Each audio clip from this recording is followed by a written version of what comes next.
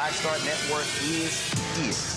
Hold no punches! I'm real revolutionary right now. Support this man, Black Media. He makes sure that our stories are told. Thank you for being the voice of Black America, Roland. Stay black. I love y'all. All momentum we have now, we have to keep this going. The video looks phenomenal. See, there's a difference between Black Star Network and Black-owned media and something like CNN. You can't be Black-owned media and be scared. It's time to be smart. Bring your eyeballs home. You dig?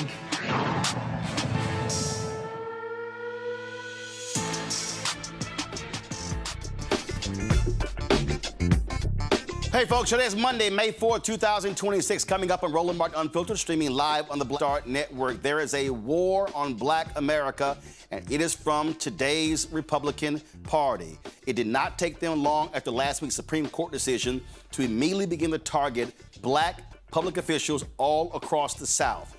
We will talk with folks from Texas, from Alabama, Mississippi, Tennessee, Florida, about what is going on and how they're being impacted.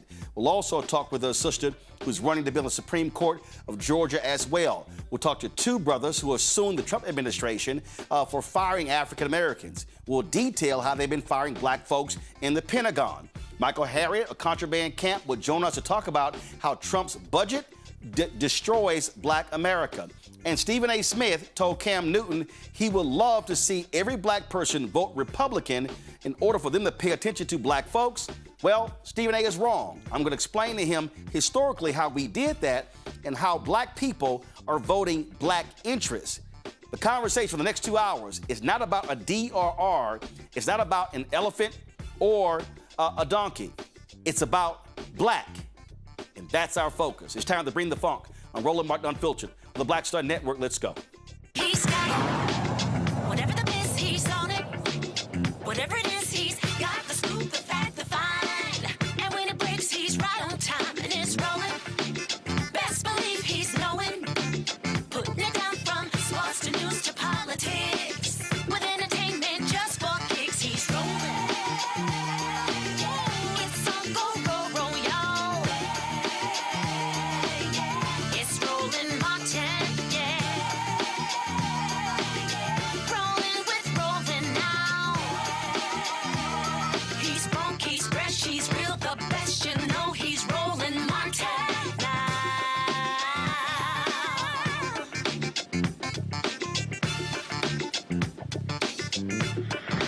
Martin.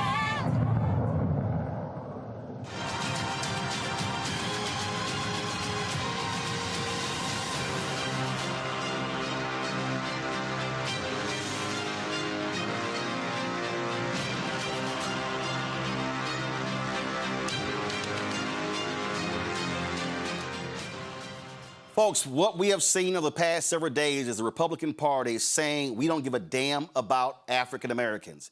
The actions taken have nothing to do with party. It's about limiting Black power. What we have seen over the past decade as the Republican Party angry that Black people were voting in huge numbers when Obama was elected in 2008 and 2012.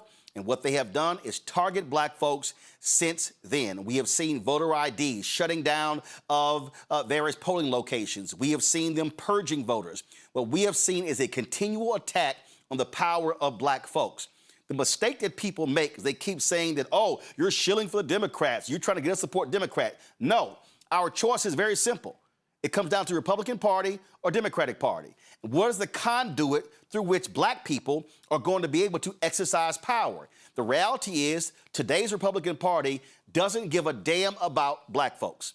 This is not the 1800s. This is not the early 1900s. What this party stands for today is to limit Black people's political power. And the Supreme Court decision, the Louisiana versus Calais decision, shows us this. Not even 24 hours after that decision came down, we saw Republican state legislatures all across the South announce special sessions. We have seen it in Alabama, Tennessee, Mississippi. Florida took action before the Supreme Court decision. The Mississippi governor actually said before the decision came down, we should call the session because we know how they're going to rule.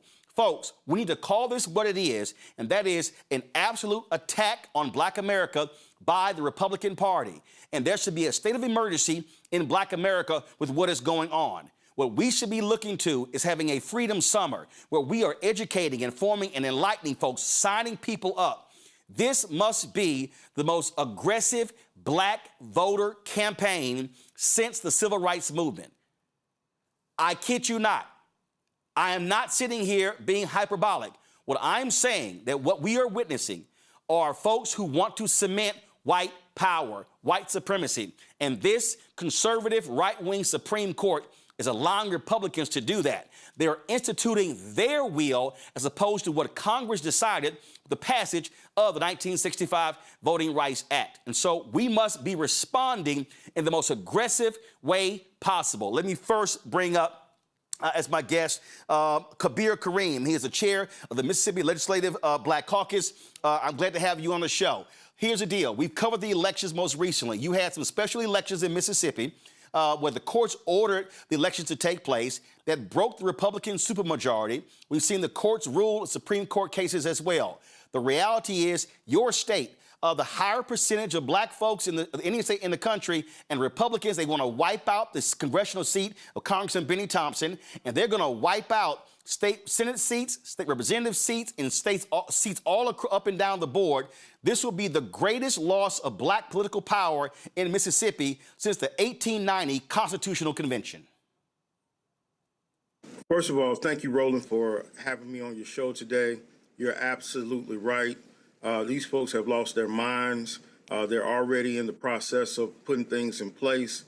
Even before the ruling came out, they had called a special session to handle a Supreme Court district where we only have one Supreme Court representative just on and we want another one.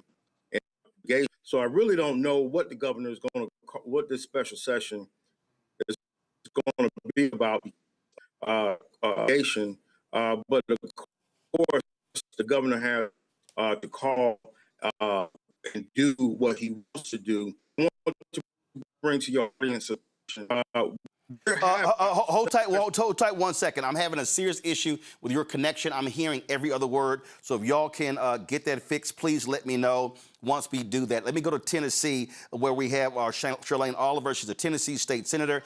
In your state, we have seen the Republican governor, Bill Lee, call for a special session. They took apart the Nashville congressional seat, split it up into 3 or 4 different Republican seats. Now they want to turn Memphis into a red seat. And what Republicans are saying is if the whole state supports the Republican Party or they vote red, well, the whole state should be red. Well, Memphis ain't red. Memphis is blue, so they want to wipe out Black power in Memphis. And even though Steve Cohen, who's white, congressman, represents Memphis, that historically has been a seat held by an African-American. State Representative Justin Pearson is running against him in the primary. So they want a white conservative Republican to be representing Memphis. That's right, Roland. But you know what? Memphis has the right to choose who they want to be their representative. And if that's Congressman Cohen, so be it. If that's Representative Pearson, so be it. But they get that choice. And what's happening now with this special session is Republicans are trying to take that choice away from them and essentially steal another House seat so that Donald Trump can keep his majority in Congress. So what Memphis is a naturally occurring Black district. It just so happens to be Black. There is nothing about the congressional 9th district that is, supposed to be a Black district. It just so happens to be a Black district. And the way that it is drawn is drawn around the county lines.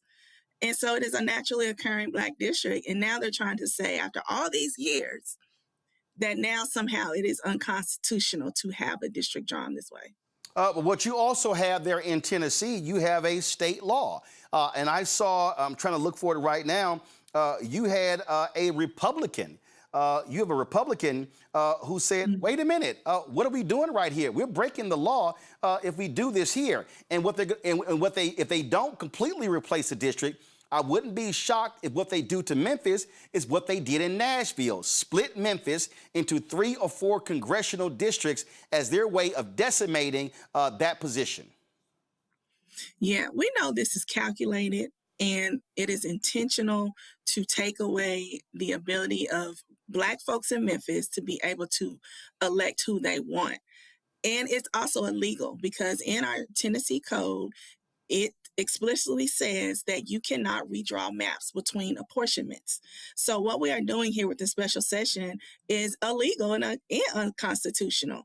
And so what the first things that they're probably going to do is have to change the law, which is such a far-reaching norm outside of what we've done when we redistrict in Tennessee. This is outside the norms of what we do when we redraw lines. So what do you need people to do? Listen, if they call a special session, what I keep saying, we have got to have our people flood the state legislature. We've got to be, doing all we can, protesting and making it loud. But while that is happening, we also got to be mobilizing and organizing and registering our people. So whatever they do, we maximize our power, because the problem is we can't have weak Black voter turnout. Tennessee, like every other southern state, they must feel maximum Black pain at the ballot box. And that means showing up in numbers that we have not seen since the election of Obama in 2008. That's right. We need people to, first of all, wake up to what's going on. We are in the Civil War. We are not doing it with bullets. We are doing it with the ballot at this point, and they are redrawing maps to do it. So we need people to show up at the Capitol in droves from Memphis to Mountain City. And this is just not a fight for Memphis to fight on by themselves. We need the entire state to show up, pack the Capitol, let them know that we're not going for this. And look, the Republicans started this. They set the new precedent that the gloves are off. So we need to match the energy. So this is not the time to be cute and conform. This is the time to rise up and say, look, we're not going for this, hell or high water. Absolutely. Senator Oliver, keep us abreast of what happens in Tennessee. We're going to be covering this. I know people are planning rallies, so we want to be able to live stream that stuff because we need all of our people completely engaged, because I keep trying to explain to folks that when you wipe out Black political power, you're wiping out access to billions of dollars in the legislative process when it comes to the city, the county, the school board, the state, the federal as well. And so folks need to understand that this is real. This is absolutely a state of emergency in Black America. We appreciate it. Thanks a lot. Thank you. I'm going to go back to Mississippi. We have Representative Kareem, so glad to have you here. So here's the deal. Your state, 38% Black. And so what these white Republicans in Mississippi are likely going to do is they're going to say, we don't give a damn if that's the case. They want to wipe out Black political power. And I'm telling you, this to me is very similar to what happened in 1890 when those white racist Dixiecrats were upset that Black people kept winning in Mississippi. The Republicans in Mississippi are mad that the federal courts kept ruling against them. And the problem is this Supreme Court, with this Louisiana versus Calais decision, has now given these Republicans the power to say, oh, no, we're not sitting here creating districts by race. We're creating this because we can do partisan. They have given these white conservatives an excuse to completely decimate Black political power in Mississippi. You're absolutely correct. And to add insult to injury, Roland, we're having our special session at the old Capitol where they adopted the 1890 Constitution. Now, some might say that no malicious intent was done, but it's a slap in the face to the 1.2 million Black folks here in the state of Mississippi. And yes, it's 40% of us in this state. Where are you going to go? You want to take out my dear friend, Congressman Thompson? Where are you going to put 40% of Black folk in the state? We are the largest Black populated of peak Black folk in the country. What you going to do with us? We got to be somewhere. We're not going out rolling like that.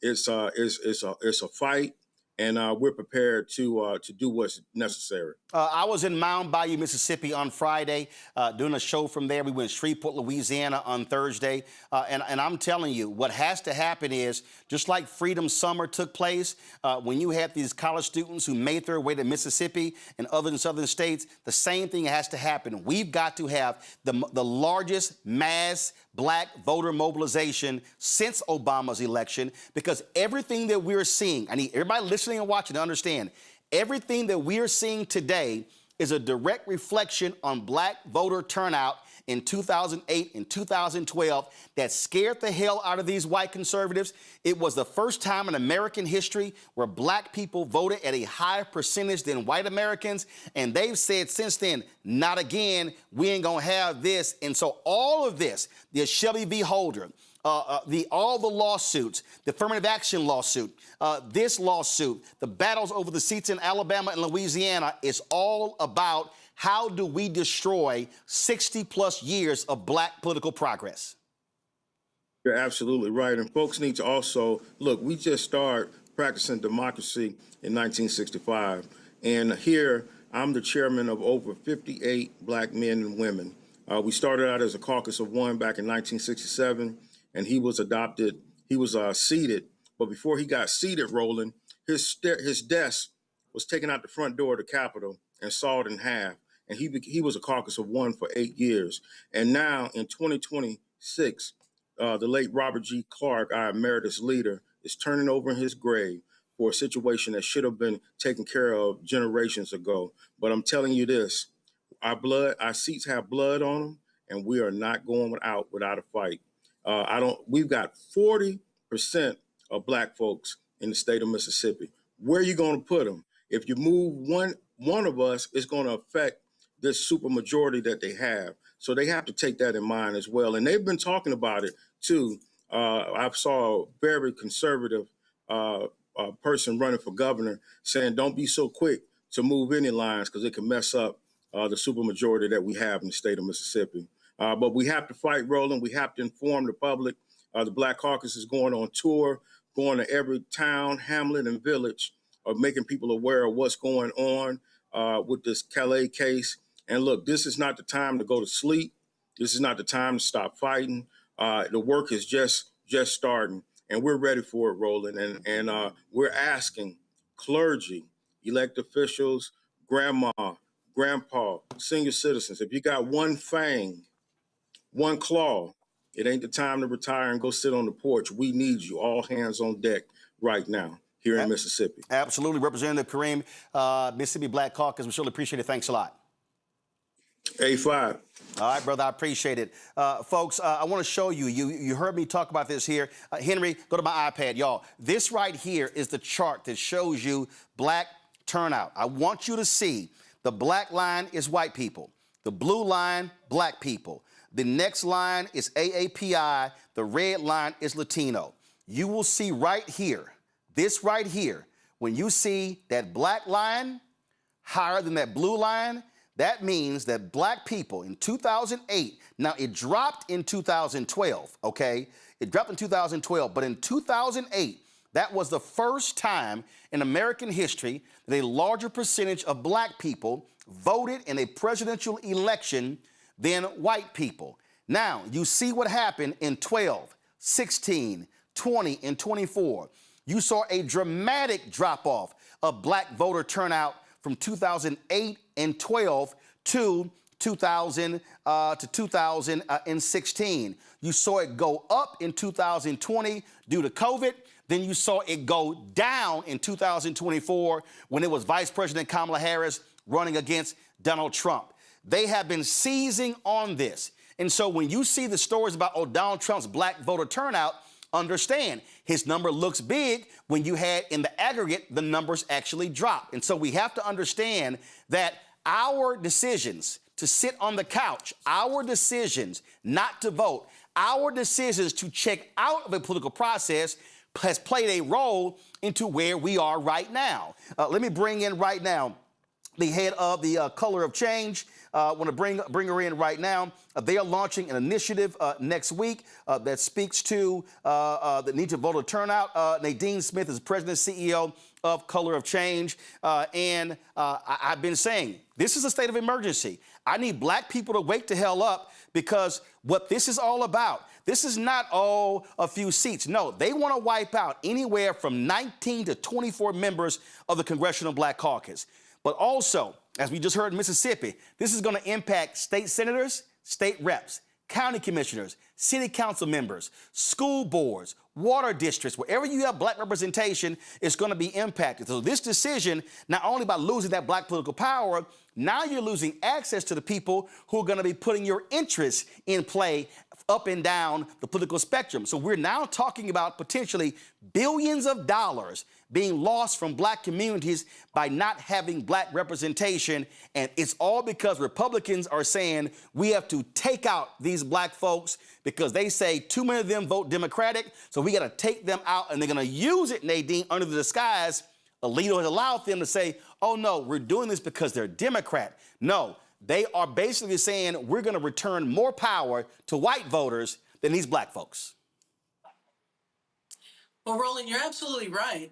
This is about fear of black power, economic, political, money, power, and respect. It always comes down to that. So this has been a constructed attack financially on the black community. It's not an accident that they went after teaching certificates and nursing, the Parent Plus scholarships, the Graduate Plus scholarships.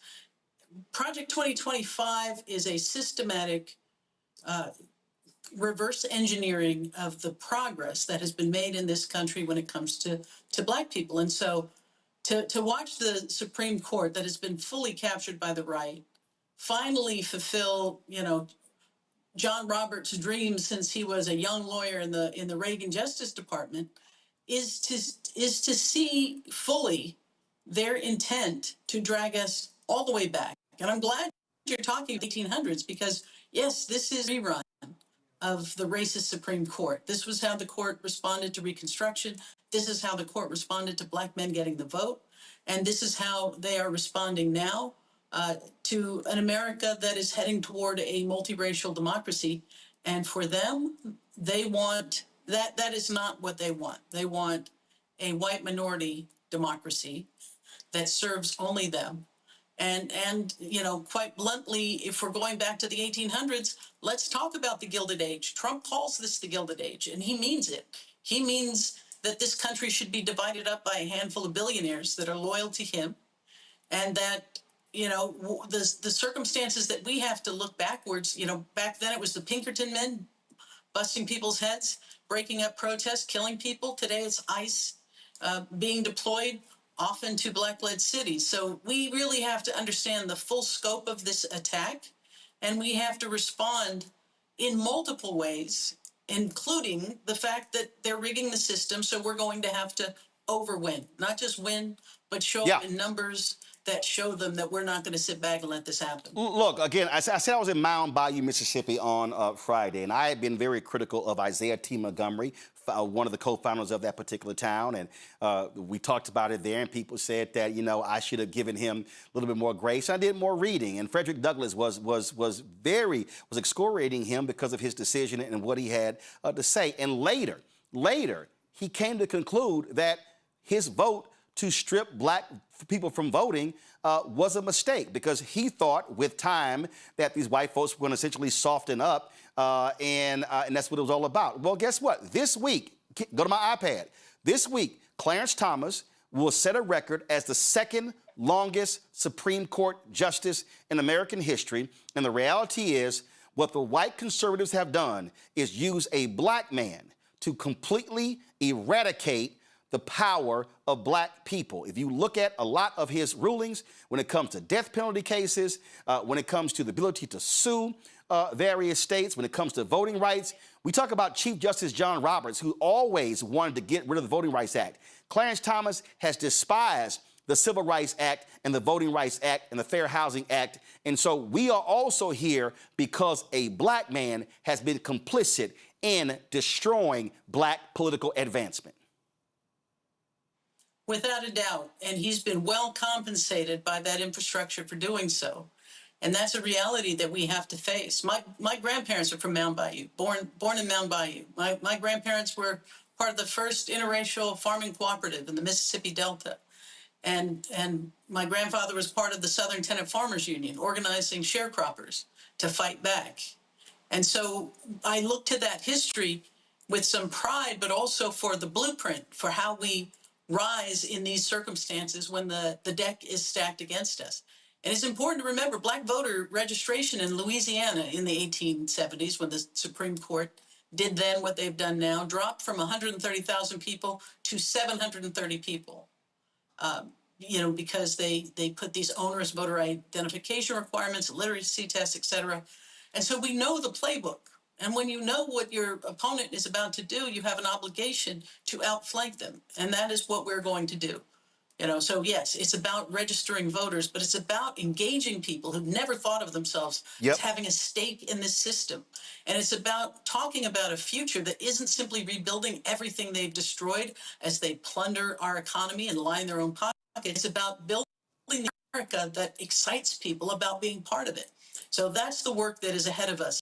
Not simply talking about partisan politics, but about a future where people can see themselves in it, where they can see a financial security in that future, where they can see political power in that future, and where they can see respect. Money, power, and respect. Once they take your money, once they take your political power, they're going to take your respect as well. Tell us about this voter registration campaign that Color Change is going to be launching. Yeah, so we're going to be registering voters in the South, and we're going after, as I say, the voters, not just the folks who have moved and haven't registered, but we're really going to go after folks who we have black people who we need to have this conversation with, who need to understand what the stakes are. Because, there are a lot of people that say, listen, nothing much changed in my life, regardless of who's in the White House. Well, this is about who's in your city hall, who's in your county commission, who's in your mayor's office.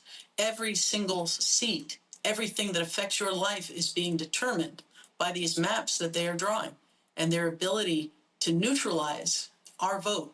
So we have a huge voter education process ahead of us, but we're not going to shy away from talking to the people who've lost faith in this system to show them that they have power. And if they didn't have power, this Republican Party, this Supreme Court, everything in their power to make sure you don't exercise it. Keep us abreast what that looks like so we can amplify, get the word out, because I am saying that this is absolutely boots on the ground.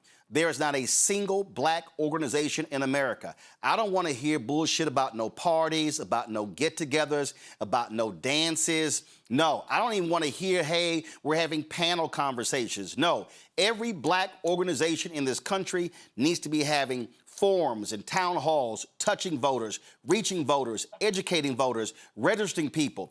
The focus between May, June, July, August has to be inform, empower, and educate and register. And then come September, October for early voting and election day, turn out in massive numbers. To your point, the only way we change this if we completely overwhelm the system. We've done it before, we can do it again. 100%. And Roland, I'll go one step further. If you belong to a church, if you belong to an organization, a black community organization that is sitting down and sitting this out, you need to find a new home. Absolutely. Nadine, we certainly appreciate it. Color Change. Thanks a lot. Thank you.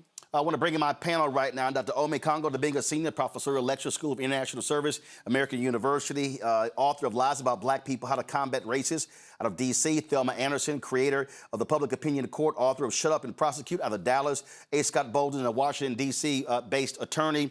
Glad to have all three of you here. Ome Congo, I'll start with you. I'm telling you, this is game on.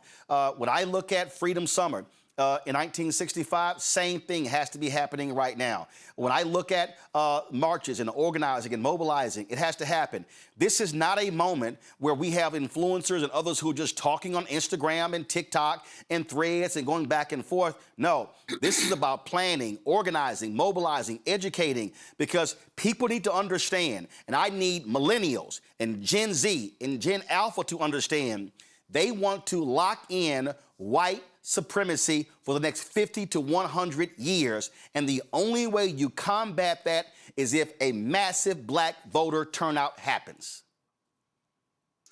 Look, everything that the Republicans are doing right now, that the Supreme Court is doing right now, it's all been planned. You've been laying it down. Started, with Roberts coming in under the Reagan administration. Reagan assigned him with the goal of undermining this. This is a 30, 40-year process. The fact that Louisiana, we said Florida acted before the decision came down, all of these states already had their plans ready to go, the redistricting plans ready to go. They were ready to postpone elections, state of emergencies. Everything that they've been doing has been strategic and methodical. Where's our plan? And how much more power are we willing to lose? How much more power are we willing to use as it relates to Congressional Black Caucus, as it relates to some of the local seats that was being discussed here as well, school boards and all of that? I finally feel like with the elections of 2025, some progress was being made across the country with the Democratic wave and some of these local elections that were being won as well, in addition to the state ones. But you see the Republicans always come back harder. And so, the Democrats need to be on board stronger, but black people specifically, we're spending all of this time talking about, Megan Thee Stallion and Klay Thompson, and spending all of this time talking about this artist or that rapper or this athlete. And at the very moment it's happening, all of the progress we've been made is being undermined and stolen right in front of our face. And they're not even firing a single shot like they did in the 60s with people trying to get their vote, get their rights to vote. They got poll taxes in the face of these new state IDs, these passports that are about to have Trump's faces on it. They're doing everything strategically to meet the 2026 standards. And we're sitting here twiddling our fingers, not paying attention to what's being said on the Black Start Network and in all of the other spaces where there are black people who actually give a damn about our future. It pains me to be living in a society where my children are having less rights than I did, even than my parents did. But that's where we are right now, and it's only going to get worse if we don't wake the hell up right now. Absolutely. And Scott, when we look at, again, what happened, if you study the Black Freedom Movement, what you saw after Brown was Board of Education 1 and 2, you saw Supreme Court rulings, but you saw lower courts really interpreting that decision or executing that decision. You saw the injunction that was created out of that. You saw African Americans going to the federal court, enforcing the laws of the land, and white conservatives could not stand that. And so they said, we have got to put together our own people where we control the courts. And that's what the Federalist Society was all about. That's what SCAFE and Mellon and the Heritage Foundation was all about. It was about, hey, let's control the political process and the judicial process. And so that's what they're doing. And so, again, the Supreme Court can make whatever ruling they want to make, but the one thing the Supreme Court cannot do, they cannot deny people the right to vote. So our way, our only way, Scott, of responding is to overwhelm the ballot box. And again, we've done it. This ain't our first rodeo, but we have really got to be engaged now. Yeah, there are 2 points I want to make, Roland, because, and you've covered them, I think, but I want to cover them with specificity. One is voter education. You're right, we got to overrun the ballot box, but the mindset of our communities has got to get right. You know what they say. You know what black men and women say. Government officials aren't going to make a difference. I don't like any of them. It's not going to make a difference for me locally or at the state level, especially the president. And so there's a lot of voter apathy out there. We can no longer afford it.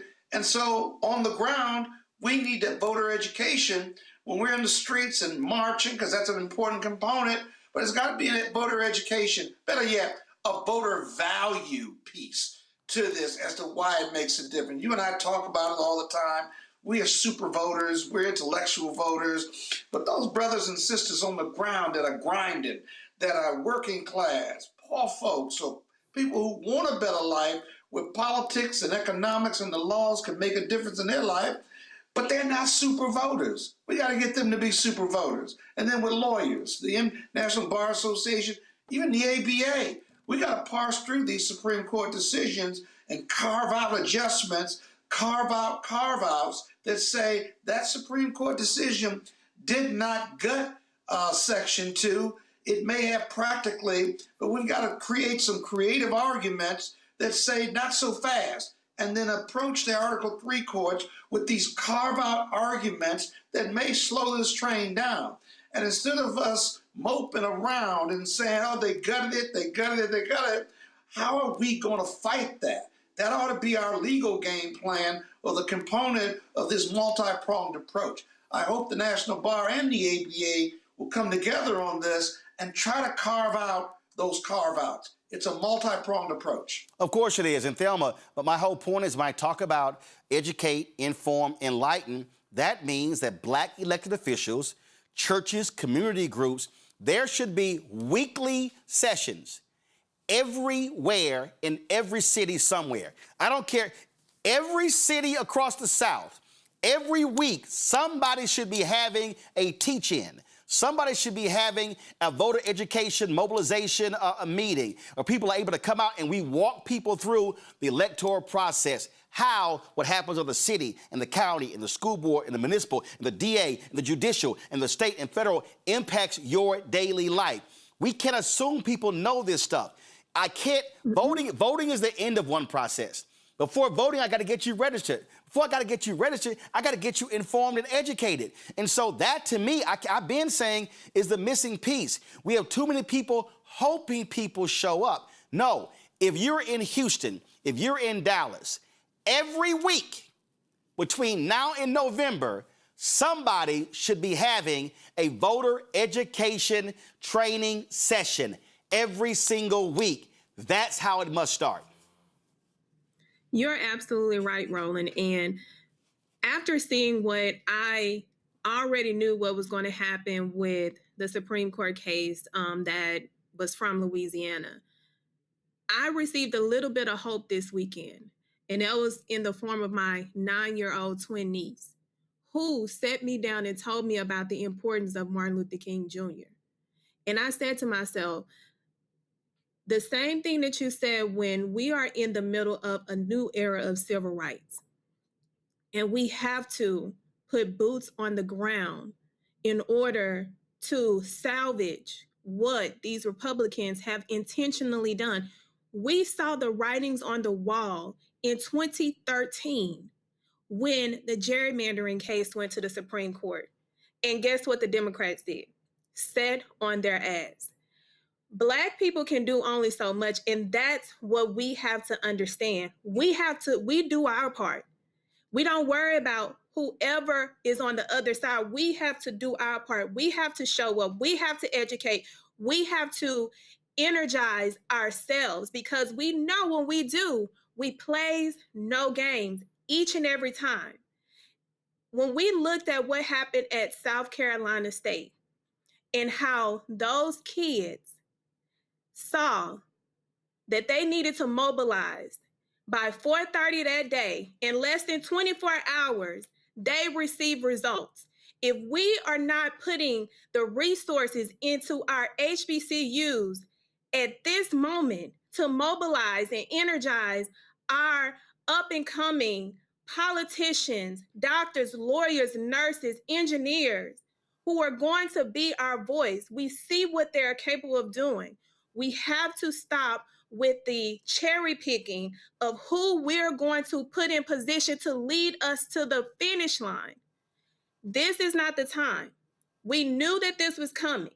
We know the Democrats are not going to save us. So we have to save ourselves. And the way that we do that is educate, showing up. If we are able to get on social media, baby, you better post something about the importance of voting each and every day. There is no excuse. We need to flood the algorithm, because if we don't, if we miss an opportunity not only to the grassroots, but to technology, they are going to continue to outpace us. Yep. We have to, because we are in dire need at the end of the day. We are. All right, folks, I got to take a quick break. When we come back, we're going to talk to two brothers who are suing the Trump administration for removing them from their appointed positions. Also, we're going to show you how Trump and Republicans have been targeting black folks in the military. Later, we're going to talk to Michael Harriot, how Donald Trump's budget is specifically targeting everything black. We're going to break this thing down for you. We're also going to hear from people in Texas who are organizing Freedom Summer. We're going to talk with the sister who is running for Georgia Supreme Court. And so it's a lot we're going to be covering. Also what's happening in Alabama. Folks, this entire 2-hour show is focused on how the GOP is a war on black America. I'm also going to play you something Stephen A. Smith said about how he would love for every black person to vote Republican. I'm going to walk you through the history regarding that and also show you present day how today's Republican Party is absolutely and completely anti-black and pro-white voter. Folks, you're watching Roland Martin Unfiltered on the Black Star Network. Back in a moment.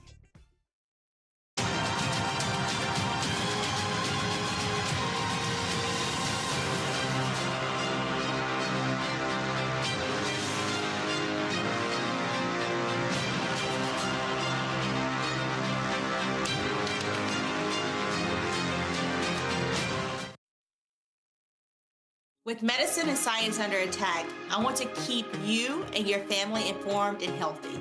I'm Dr. Ebony Hilton, and I knew at the age of 8 that I wanted to be a doctor.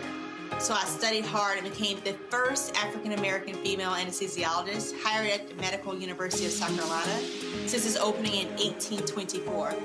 And I always say I was made into a doctor, but I was born to be a mom. And as a new mom, wife, sister, daughter, and friend, I understand how frightening a medical crisis can be. I care for individuals on some of the worst days of their lives, and it's my mission to provide you with a safe space to gain clarity on issues affecting your mind, body, and soul. I recognize that there are health disparities, particularly as it pertains to race, and I want to help bridge the gap between you and your healthcare providers. Join me every Thursday for Second Opinion on the Black Star Network, where each week I'll invite experts from various medical fields to share the latest health news. We'll discuss topics such as the vaccine debate, mental and sexual health, medical bias, infertility, menopause, andropause, nutrition, and aging. Together with my medical colleagues, we aim to provide you with a second opinion. Don't miss it, Thursdays only on the Black Star Network.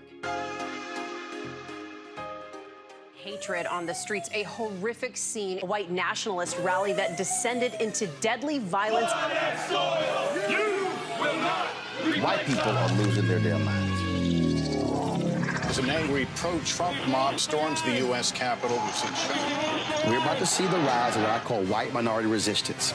We have seen white folks in this country who simply cannot tolerate black folks voting. I think what we're seeing is the inevitable result of violent denial. This is part of American history. Every time that people of color have made progress, whether real or symbolic, there has been what Carol Anderson at Emory University calls white rage as a backlash. This is the rise of the Proud Boys and the Boogaloo Boys. America, there's going to be more of this. Here's all the Proud Boys, guys. This country is getting increasingly racist in its behaviors and its attitudes because of the fear of white people. The fear that they're taking our jobs, they're taking our resources, they're taking our women. This is white fear.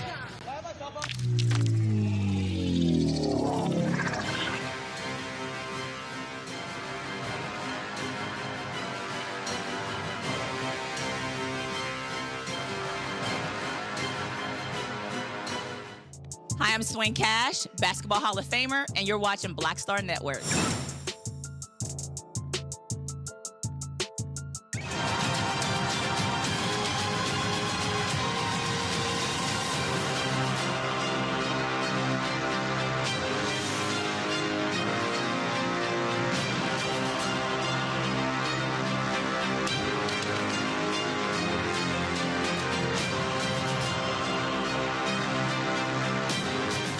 Folks, Donald Trump has done all he can to wipe out black political power, even those appointed. 2 black men, Robert Primus and Alvin Brown, who were fired by the twice-impeached, criminally convicted felon-in-chief in 2025, have filed lawsuits challenging their dismissals.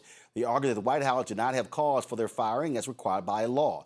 Primus was a member of the U.S. Surface Transportation Board. Brown previously served as the vice chair of the National Transportation Safety Board. Both men claim the dismissal was a part of a broader pattern of discrimination against black leaders within the government. They both join me right now. I'm glad to have both of you here.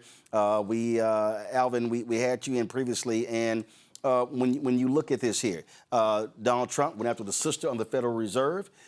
He went after the sister, brothers and sisters on other commissions as well. And sure, they fired different people, but in the Pentagon, Pete Hegseth, 60% of the people they've been getting rid of are African Americans and females. These people, they believe that white men are the most accomplished and should only be serving in positions. Well, you know, we're presenting with some troubling patterns all across the independent agencies. Black board members and commissioners have been removed at a highly disproportionately rate, and that's unacceptable. We know that at the end of the day, it's unacceptable, and that's why we're fighting hard to make sure that this doesn't happen again. No one get discriminated again. You know, it is, you know, targeting black leaders undermines the integrity and credibility of these institutions who's worked so hard to make sure that they bring on the best and the brightest, and that's African Americans. They are professionals, and we can do better than that, and it's unacceptable. And Robert, let's just be real clear what's going on here. You look at their language. They label anybody black as being DEI, as being unqualified. I mean, these people are, I mean, you have this idiot Clay Travis saying that, oh my goodness, it was unconstitutional that Ketanji Brown Jackson was chosen for the Supreme Court, and they call her a DEI hire. So if they see anybody black, they automatically say DEI as grossly unqualified. There's an absolute targeting of black people by Donald Trump, MAGA, and today's Republican Party. Absolutely, especially in this administration. I find it interesting that they say that we are not qualified, especially when I was nominated under the first Trump administration. So I was qualified under the first administration. A Republican-controlled Senate thought I was qualified when they unanimously confirmed me to the board. And you see that they were cherry-picking black folks, especially on the board. You talk about 60% at DOD. Well, I was 100% at the Surface Transportation Board. And they removed me, even though there was a vacancy at the board, even though there was another white Democrat on the board whose term was expiring. So they bypassed her, and they also overlooked the fact that they had a vacancy to remove me. So clearly, you know, people were saying, oh, it's because I was independent-minded, that I was impartial. Well, yeah, I was doing my job. But unfortunately, I was doing my job while I was black, and that's one of the reasons why I was removed. Yeah, and that's what's going on here, Alvin. That's exactly right. And again, if they make the argument that, oh, we're removing all folks who are appointed by Democrats, that's different. But they're leaving in place folks who are white, were appointed by Democrats, especially white men, and they definitely are removing black people. You're absolutely right, Roland. That's exactly what happened to me. You know, there was no one better to articulate that the way you just said it. You know, I was removed abruptly, unlawfully, and no question about it. It was because of my race. I was a target, and that's why I'm not there today. Scott, the point we made in the previous segment, and I've been saying this, lawyers have a role. When we talk about what's the strategy, there's a legal strategy, there's an election strategy, there's a grassroots strategy, there's a corporate strategy, and so lawsuits are a part of this, and we've got to have our lawyers fully engaged with African Americans to hit these folks in the courts and to have them on the record so all of their emails and their text messages can be made public so we can see exactly why they're doing what they're doing. And you get legal discovery. And so both of your guests, Alvin Brown, a longtime friend of mine, I presume and hope and know that they have great lawyers, but you presume that the appointments or their terminations are rooted in illegality. You got to presume that because you can't presume otherwise because it's the Trump administration. You can't presume that there's competence in DOJ because it's the Trump administration and they have removed several of the senior lawyers in DOJ who give opinions internally, and many times those opinions are ignored. So you can't presume that. Secondly, you start, whether it's the APA, the Administrative Procedure Act, or you look at the root cause or the root of the appointment itself, you look at the terms, you don't have to look at politics. And I can almost promise you that both of your guests were illegally removed. That's how you get to the lawsuit. They make the arguments, and unfortunately, they have to make their way through the Article 3 court, that's federal court. But here's the deal. It's got to be had. You can get a TRO, you can get an injunction. If you can't get that, at least the lawsuit is pending, and the injustice and the unfairness or the prejudice is going to come out either through discovery or through filing dispositive papers. That means papers that are going to render, the judge can render a decision in your favor on the face of the papers or even after oral argument. But it's very necessary because nobody in the Trump administration is going to take a look within and say, oh yeah, we screwed that up or we didn't do that the right way. The Article 3 courts have got to make them do it, and then you're going to have to go through the appeal process. It's going to be a long fight for the gentleman on your show. At the same time, it's a necessary fight, whether it comes sooner than later, because the Article 3 courts, many of them, like 90% of the decisions, have gone against the administration. It's when you get to the Court of Appeals, 70% of those decisions are against the administration. But when you get to the Supreme Court, in both cases with the gentleman on your show, it may go to the Supreme Court. It's important, it's necessary, but at the Supreme Court, they're very reluctant to constrict the executive power of Donald Trump in this White House. They want to expand it. Why? Who knows? I hate to say nobody knows, but I know you're going to correct me on that, Roland. We know why. Oh, yeah, we absolutely know why. And I'll say this, Thelma. Here we go to my iPad.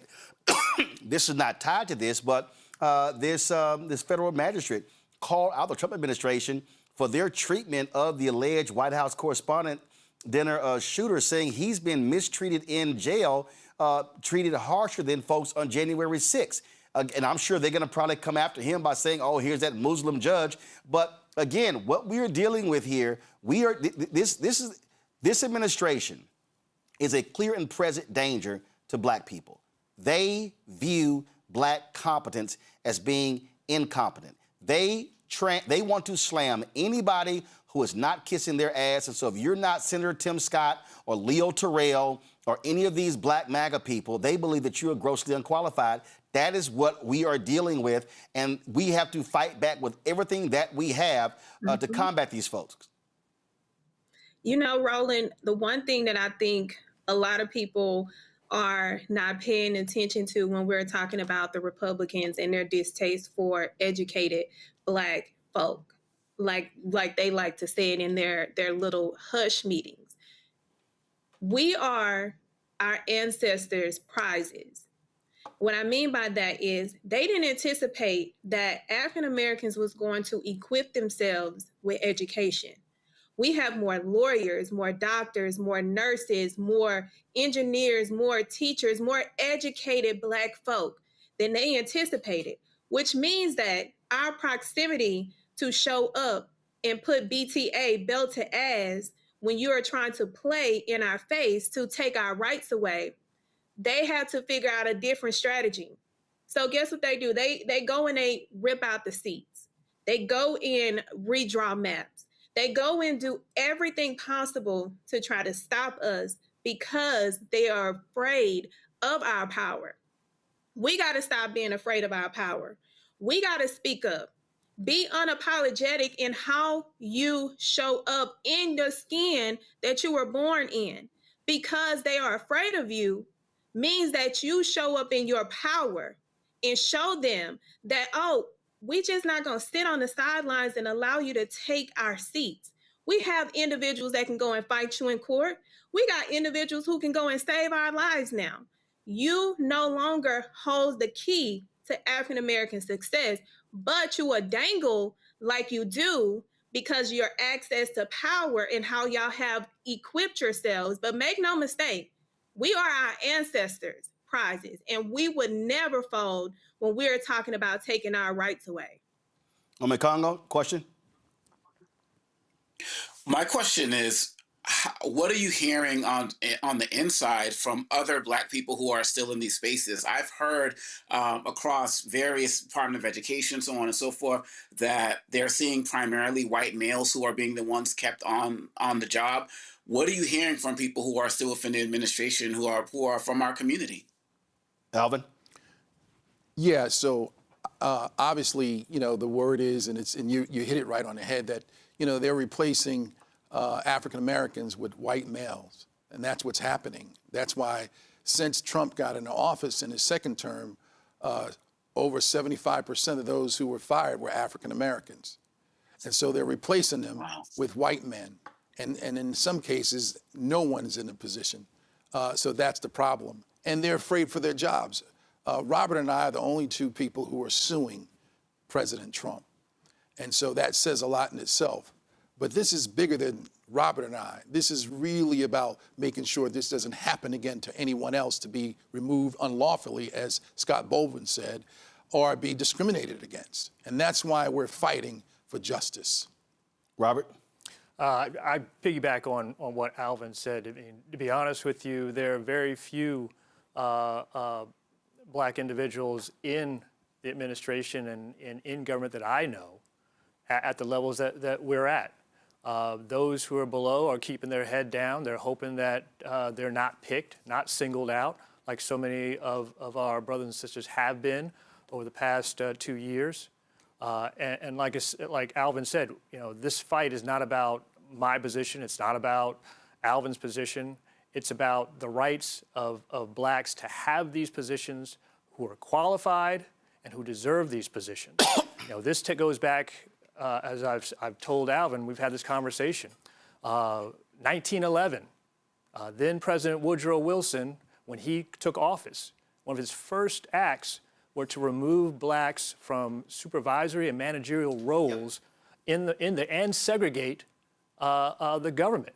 And we were reeling for generations, lost generational wealth, lost access, and lost mobility in the federal government. We are at that same point now. It is Woodrow Wilson 2.0. Yep. And we need to realize that, not for me, not for Alvin, but for the future of Black folks qualified who deserve to have the opportunity to serve in this government. Woodrow Wilson, absolutely one of the most racist individuals to ever occupy the Oval Office. Robert, I appreciate it. Alvin, I appreciate it. Keep us abreast of what happens with your lawsuits. Thank you. Folks, going to go to a break. We come back. We're going to talk about how Trump's budget is anti-Black. We're going to hear from folks out of Florida and Alabama, what's happening with redistricting there. We're going to talk to a sister who's running for the Supreme Court in Georgia. Also, I'm going to walk y'all through the history of Black folks voting Republican. Stephen A. Smith said something on Cam Newton's podcast that captured my attention. I was texting Stephen A. earlier. And I need people to understand, Black people have always voted in Black people's interest.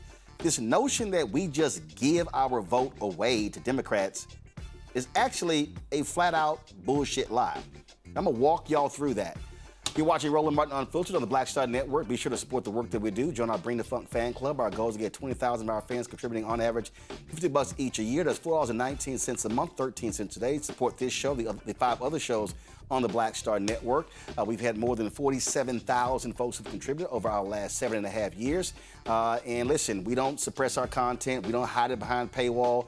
We have it free and open, so your support is critical. It ain't like we got millionaires and billionaires cutting us checks for the content, and so we depend on your support. So if you want to do so, please contribute via Cash App. This is Stripe QR code. You see it right here on the screen. It's also for credit cards, checks and money order. Make it payable to Roland Martin Unfiltered, P.O. Box 57196, Washington, D.C. 2003 7-0196. PayPal's R Martin Unfiltered, Venmo's RM Unfiltered, Zelle, Roland at RolandSMartin.com, Roland at RolandMartinUnfiltered.com. We'll be right back.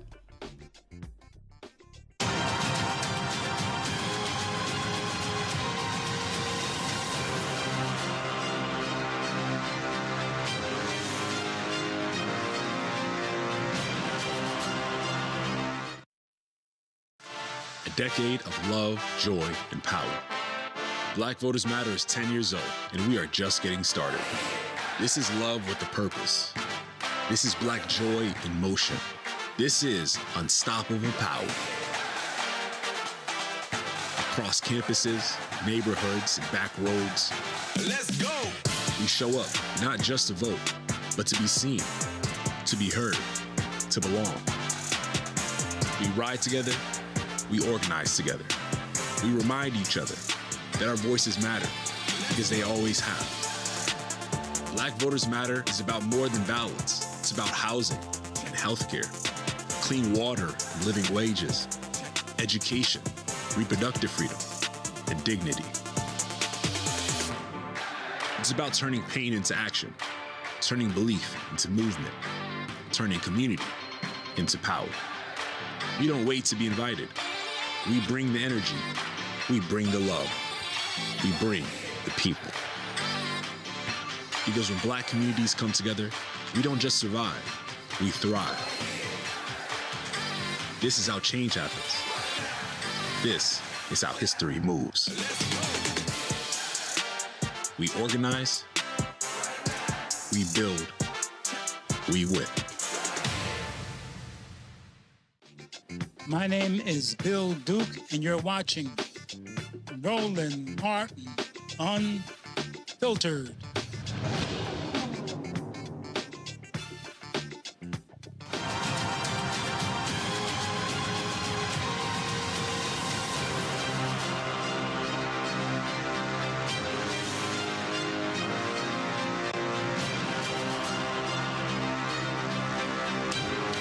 All right, y'all, so I'm walking y'all through how the Republican Party is trying to destroy Black America. I have been telling y'all since Trump's inauguration, they've been trying to defund Black America. They have been targeting education, economics, health, civil rights, social justice, every single part of our existence, because what they want to do is cement white power, cement their control in so many of these areas.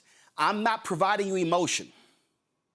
I'm walking you through exactly what it is that they're doing. So this battle right now, when it comes to redistricting and gerrymandering, for Florida, it's not a new one. 2022, the last time, Governor Ron DeSantis, literally wiped out Black congressional districts. He forced it through. Republicans didn't want to do it. He still did it. He drew the maps, not the legislature. What did he do this year? The exact same thing.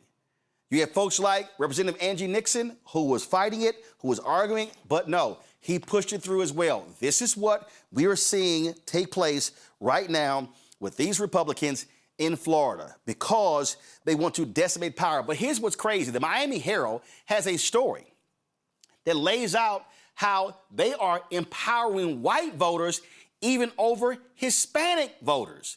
So this Supreme Court decision, the Louisiana versus Calais decision, really is advancing white rights.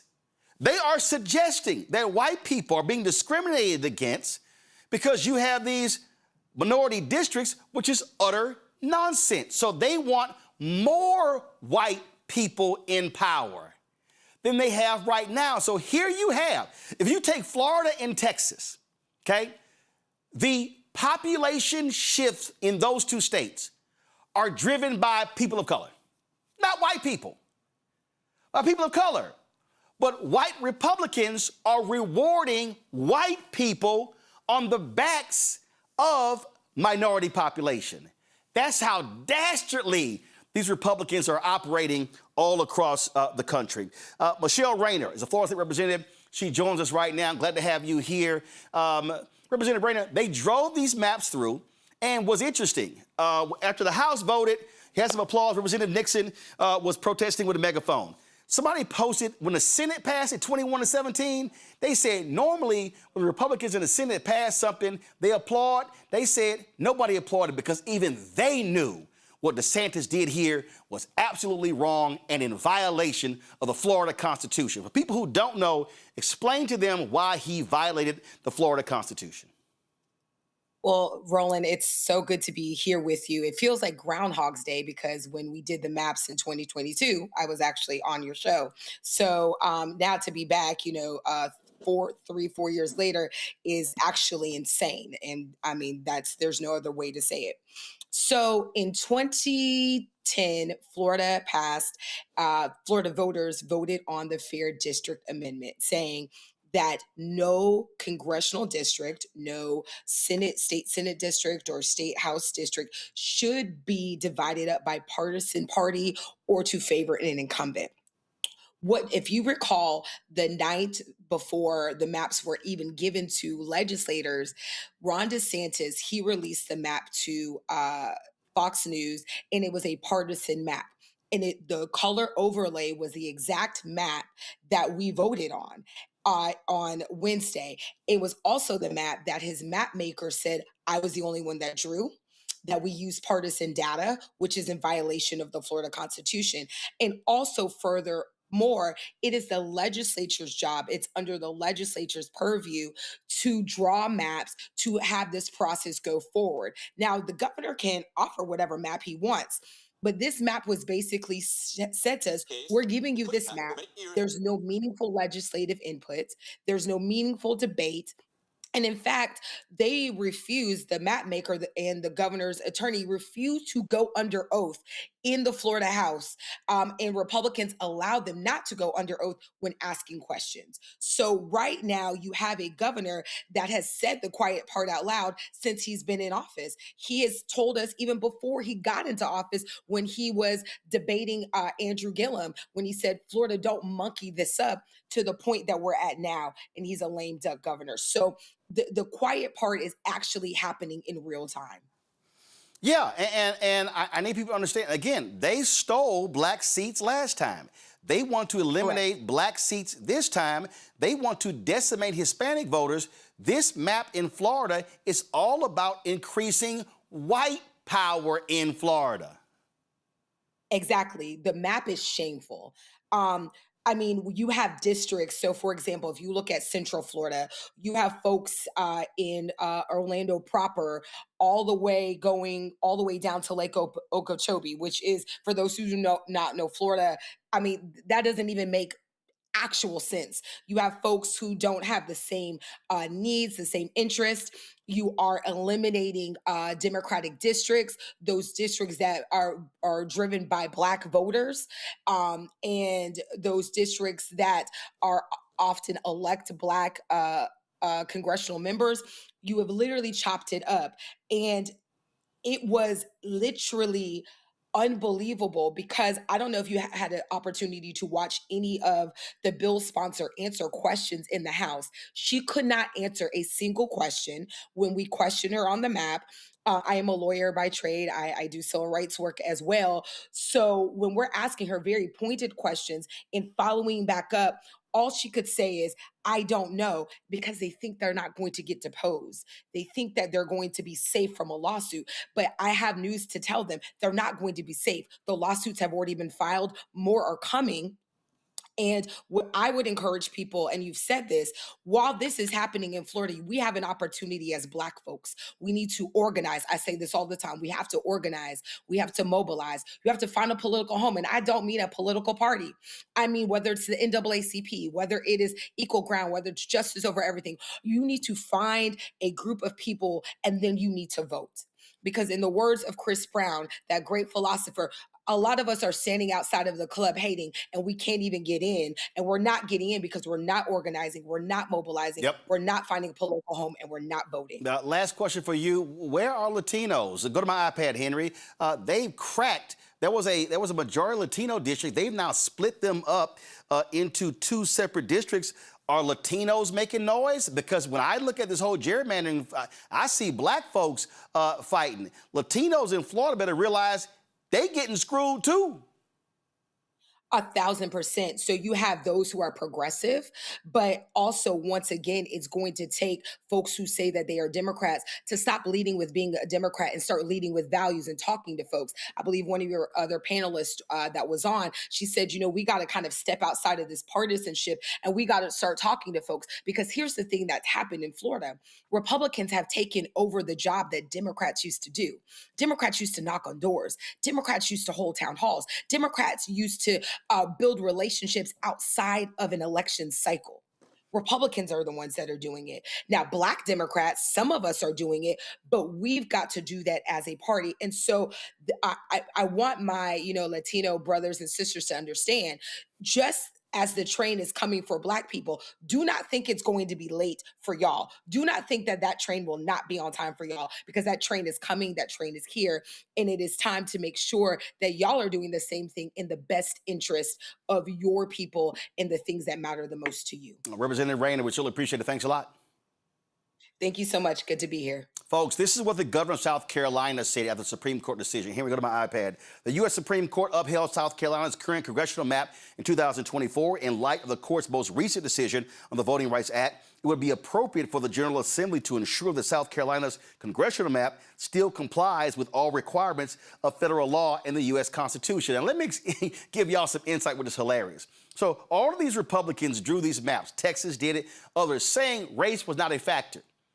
Well, then the Trump administration sends Texas a letter saying, oh, race was a factor. So Texas was defending the map they approved by saying race wasn't a factor. But then all of a sudden they did gerrymandering, saying, well, they told us it was. But the court never affirmed that. So then the Supreme Court decision comes down. So they all go, oh, well, now they're trying to say, oh, no. I know we said race wasn't a factor. Now race is a factor, so now we got to change it. And so South Carolina, this is the current map of South Carolina. You see right here, there are 6 congressional districts, and of course, the blue one, that's Congressman Jim Clyburn. So there are a lot of Republicans who want to get rid of that particular district. Joining us right now is South Carolina Representative Hamilton Grant. And we're hearing mixed messages. We saw what the governor said there. I read one story where they're saying, well, the governor is they're saying, well, he's likely not going to call a special session. But Donald Trump is putting maximum pressure on all Republican states, all red states, to do an absolute gerrymander. And Nancy Mace and others, they absolutely want to wipe out Congressman Clyburn's district. We're talking a lot of Black people in South Carolina. Yeah, it's almost like when Donald Trump told the Proud Boys to stand back and stand by.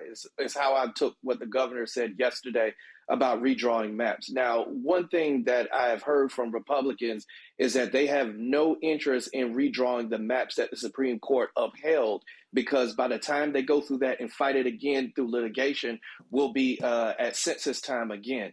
And so I don't think that that's what they want to do, but every single Republican gubernatorial candidate is pushing this effort, is pushing this notion that we need to get rid of the 6th congressional district. And Roland, as you just showed, if you get rid of the 6th congressional district with all those African-American voters, they have to go somewhere. And so some Democrats seem to think that if that is where they want to go and that is what they want to do, it could put several congressional districts at play. But it really just depends on how the maps are drawn. Just like your previous guest that we had, our dear state representative out of Florida, you've got some congressional maps that show my county, Richland County, going all the way up to Lawrence in the upstate. Well, those two counties have nothing in common. And so Republicans are doing the most extreme thing that they can to try to eliminate African-American voting power and people of color in South Carolina. I mean, we're talking about a state that's 26% Black, a state that after the Civil War, a majority of the legislature were actually African-American. And so, yeah, what these Republicans are scared of, and we heard this in Florida and even Texas, and really in those two places, it all depends on how Latinos vote. They're scared to death because all of a sudden, if Latinos swing Democrat, let's say 60, 65, 70, and Black folks are 90% against them, if Black people and Latinos maximize their voting power, they could wipe out Republicans. And so these white Republicans are saying, I think what I'm hearing is, hey, leave all them Black people in Clyburn's district, because if y'all start carving up them Black folks, they now could cause us to lose in our congressional seats. And let's move from the congressional seats to some of these state house seats. Yep.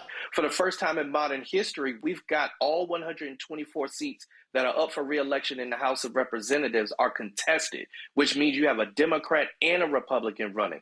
For far too long in this state, Republicans have done the electric slide through the primaries and into November because there were no Democrats challenging that. Gone are the days of that. Roland, I just stepped out from a gubernatorial candidate forum, and this is the number one issue that they are talking about, making sure that we are maximizing and turning out the votes so that we can flip seats, so we come out of the super minority in the House of Representatives and gain some more power in the legislature so that we can protect our representation. What we have seen in the past is that Republicans will take powerful black seats with black legislators, put them up against each other, and make sure that one goes home that they can tolerate instead of keeping both of them. And it's game's over for that. We've got to make sure that we've maximized the turnout, maximize the momentum, and make sure that we protect not only our congressional representation, but our House and our Senate representation at the State House as well. And the point that you just said that I have been yelling and screaming, you must maximize your power. We should have black turnout at a minimum 70%. It needs to be 80, 85. And I have been saying, Representative, if black people turned out at 70, 75, 80, 85% of our capacity, we literally sweep elections all across the country. Absolutely. And let me give you this tidbit. South Carolina is the fastest growing state in the country. We're the #1 destination for one-way U-Haul trips, which means people are moving here. Industry is moving here. Imagine if that percentage that you just gave of African-American turnout took charge of what comes to this state, the opportunities that come to this state. We could block data centers from going into our communities and taking our resources. We can make sure that the 5,000 jobs that are coming to Blythewood, South Carolina, from Scout Motors are occupied by African Americans and people of color. We can make sure that kids are going to trade school and graduating high school with associate degrees if they go to a four-year college or if they go straight to work. African Americans can and must do better in the state of South Carolina, and it's time that we show up to the polls to make sure we protect our representation. All right, then, Representative, I certainly appreciate it. Thanks a bunch. Keep us abreast of what's happening there in South Carolina because we've got to we got to stay on this. Representative Grant, thanks a lot. Thank you, Roland. I appreciate it. Folks, the reason we don't have any representative from Alabama is because they are actually in session. Alabama has started today this 11th hour special session to change their districts. Roy Johnson is a columnist with AL.com. He joins us right now. Roy, glad to have you here. Let's get right to this here.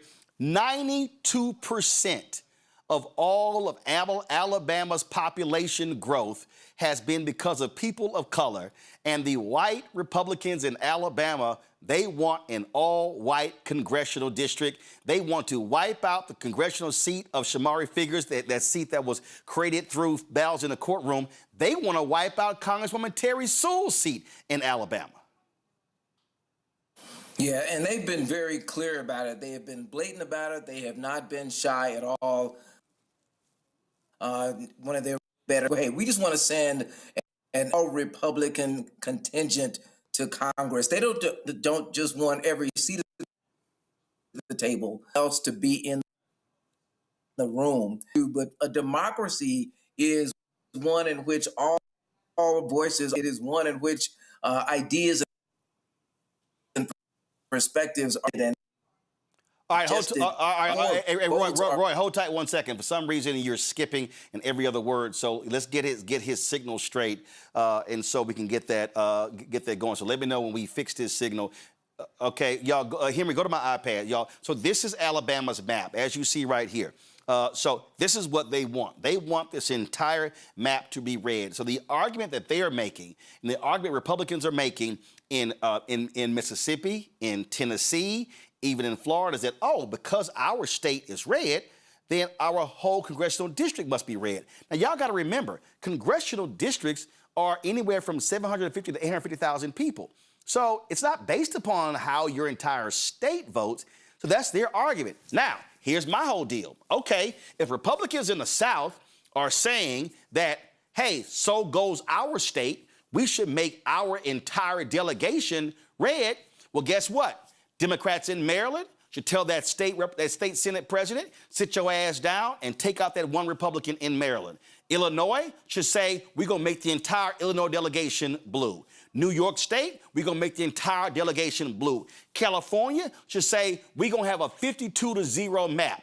See, you got to fight fire with fire, because what these people want to do, see, y'all, what they're trying to say is, oh, no, we're not wiping out black people, we're making this a Democrat-Republican thing. No, they're wiping out black power. And what we should be telling Democrats, if they go there, you should go there as well. You want to go to war? Let's go to war. Hopefully we got Roy's signal fixed. Roy, you still there? Okay, all right, so we're going to get Roy's signal fixed. Let me know when we have that fixed. I want to pull in Michael Harrod. He's, of course, founder of Contraband Camp. And Michael, I've been positioning this whole thing. That's why I have this graphic, the GOP war on Black America. And again, I ain't dealing in emotion. I'm dealing in facts. And the reality is I look at exactly the data. I look at what they are doing. So here's a perfect example. And so I saw this video of Stephen A. Smith on Cam Newton's podcast. And Stephen A. said something that I thought was interesting. Y'all go ahead and roll it. I wish for one election that every black person would vote Republican. What? How can he say that? I said, it's simple. Since 1964, the black people, black folks, we have been giving our vote to the Democratic Party at an exorbitant rate. Therefore, they know they got our vote, and they don't have to cater to us as much as we need them to. The Republicans know they'll never get our vote, so they don't give a damn about us. And as a result, we're the only community in America devoid of representation, which is why we're considered disenfranchised. I'm tired of that. What I want is to put ourselves as a community in a position where both parties have to work to get our vote. Can I ask you this? Okay. All right. Do you think you come to me? All right. So I texted Stephen A. earlier about that, and I'd sent him some information, and I got no problem saying it. Here's the deal why he's wrong. Because what he just said, we've always done that. Always. Black people were hardcore Republican voters after the Emancipation Proclamation and the end of the Civil War. Black people were hardcore Republicans from the 1800s through 1964. Y'all, these are facts, okay? Now, understand, when you look at, matter of fact, Ted Cruz, if y'all want to laugh, Ted Cruz actually posted this stupid-ass tweet where he tried to ask Grok, was it true, of what he read? And it said the first 20, it was something like the first 23 black members of Congress were Republican. And he goes, Grok, is this true? And I was like, dumbass, you didn't pay any attention in history class? We all know that was true. Black people were riding with Republicans because radical Republicans pushed through the 13th, 14th, and 15th Amendment. It was Southern Democrats who were fighting Republicans. Now, when the Great Compromise of 1877 happened, guess what? Republicans sold black people out. Black Republicans called out Republicans by saying, y'all sold us out, y'all left us out to pasture. Congressman White gives his Great Phoenix speech. He was the last African-American who was in Congress from North Carolina, and he gave that great speech on the floor of the House. Now, guess what? Herbert Hoover was a Republican president. Herbert Hoover was leader of the Lily White Party. Herbert Hoover, black people still voted for Herbert Hoover because Democrats were worse. What happens in 1948? You now begin to see Democrats nationally begin to embrace. They put civil rights in their plank. Of course, Senator Hubert Humphrey gives a passionate speech on the floor. He was fighting Southern Democrats. Now you begin to see the crack. Democrats go, okay, all right, because black people were saying, well, Republicans ain't really riding with us. So you go to 52, 56, then you get to 60. Jackie Robinson, black Republican, was employing Richard Nixon to do more to get black people's vote. Kennedy was sitting here being aggressive with it. Black folks shifted, solidified black support because Stephen A. started in 64 when Senator Barry Goldwater opposed the 1964 Civil Rights Act. Black people said, oh, hell no. Jackie Robinson, black Republican, campaigned against LBJ. Barry Goldwater then votes against the 65 Voting Rights Act, calling it unconstitutional and unnecessary. So the reality is Nixon comes in 68 with the Southern strategy appealing to white voters. The Republican Party since 1964 has been anti-black and pro-white. Their entire agenda has been to appeal to white voters. Now, this is very simple. What I would tell Stephen A. is black people ain't dumb. Black people have not given our vote away. Black people have made the decision that white people have not weighed. Black people, I need all y'all people who love saying, yeah, you a shield for the Democratic Party. Just listen to this here. Black people have always been smart with our vote. Because you know what we said? We said, okay, who is fighting for our best interests? From 1865 through 1960, it was Republicans. Black people said, here my agenda. Who is supporting my agenda? Which one of y'all? And it was Republican. And then when Democrats embraced black agenda and Republicans didn't, black people went, we voting Democrat. Y'all, this is the equivalent of being at a dance. And you want to dance. And you like, well, who gonna ask me to dance? Well, the Republicans don't even look at you, don't even talk to you, and walk right past you. And then when you go to Republicans, they say, get your ass back. I ain't dancing with you, but I want to dance. So Democrats are looking my way. Now, I'm gonna go dance with them. See, y'all need to stop saying that black folks are giving our vote away. No, we are making strategic decisions. So when Stephen A. says they should compete, Stephen A., Republicans do not want to compete for the black vote because they benefit from the white vote. No Democratic president has gotten a majority of the white vote since '64. There's a reason, because they support the pro-white supremacist party. I'm gonna give you some data before I bring up Michael Harriot. George W. Bush ran for president in 2000. Do y'all know why many black and Latino members of the Texas legislature did not campaign against him? Because George W. Bush supported the Texas HUB program. That was the program that allowed blacks and Latinos and others to get state contracts. Yeah, it passed underneath him. Last year, Republicans, Abbott, Patrick, got rid of that same program. Oh, remember when the 10 black people got killed by the white supremacists in Buffalo? Representative Jamal Bowman put forth a resolution calling for the condemnation of white supremacy. Every Republican voted against it. Who supports Confederate licenses today? Who supports Confederate flags and the renaming of the keeping of Confederate monuments?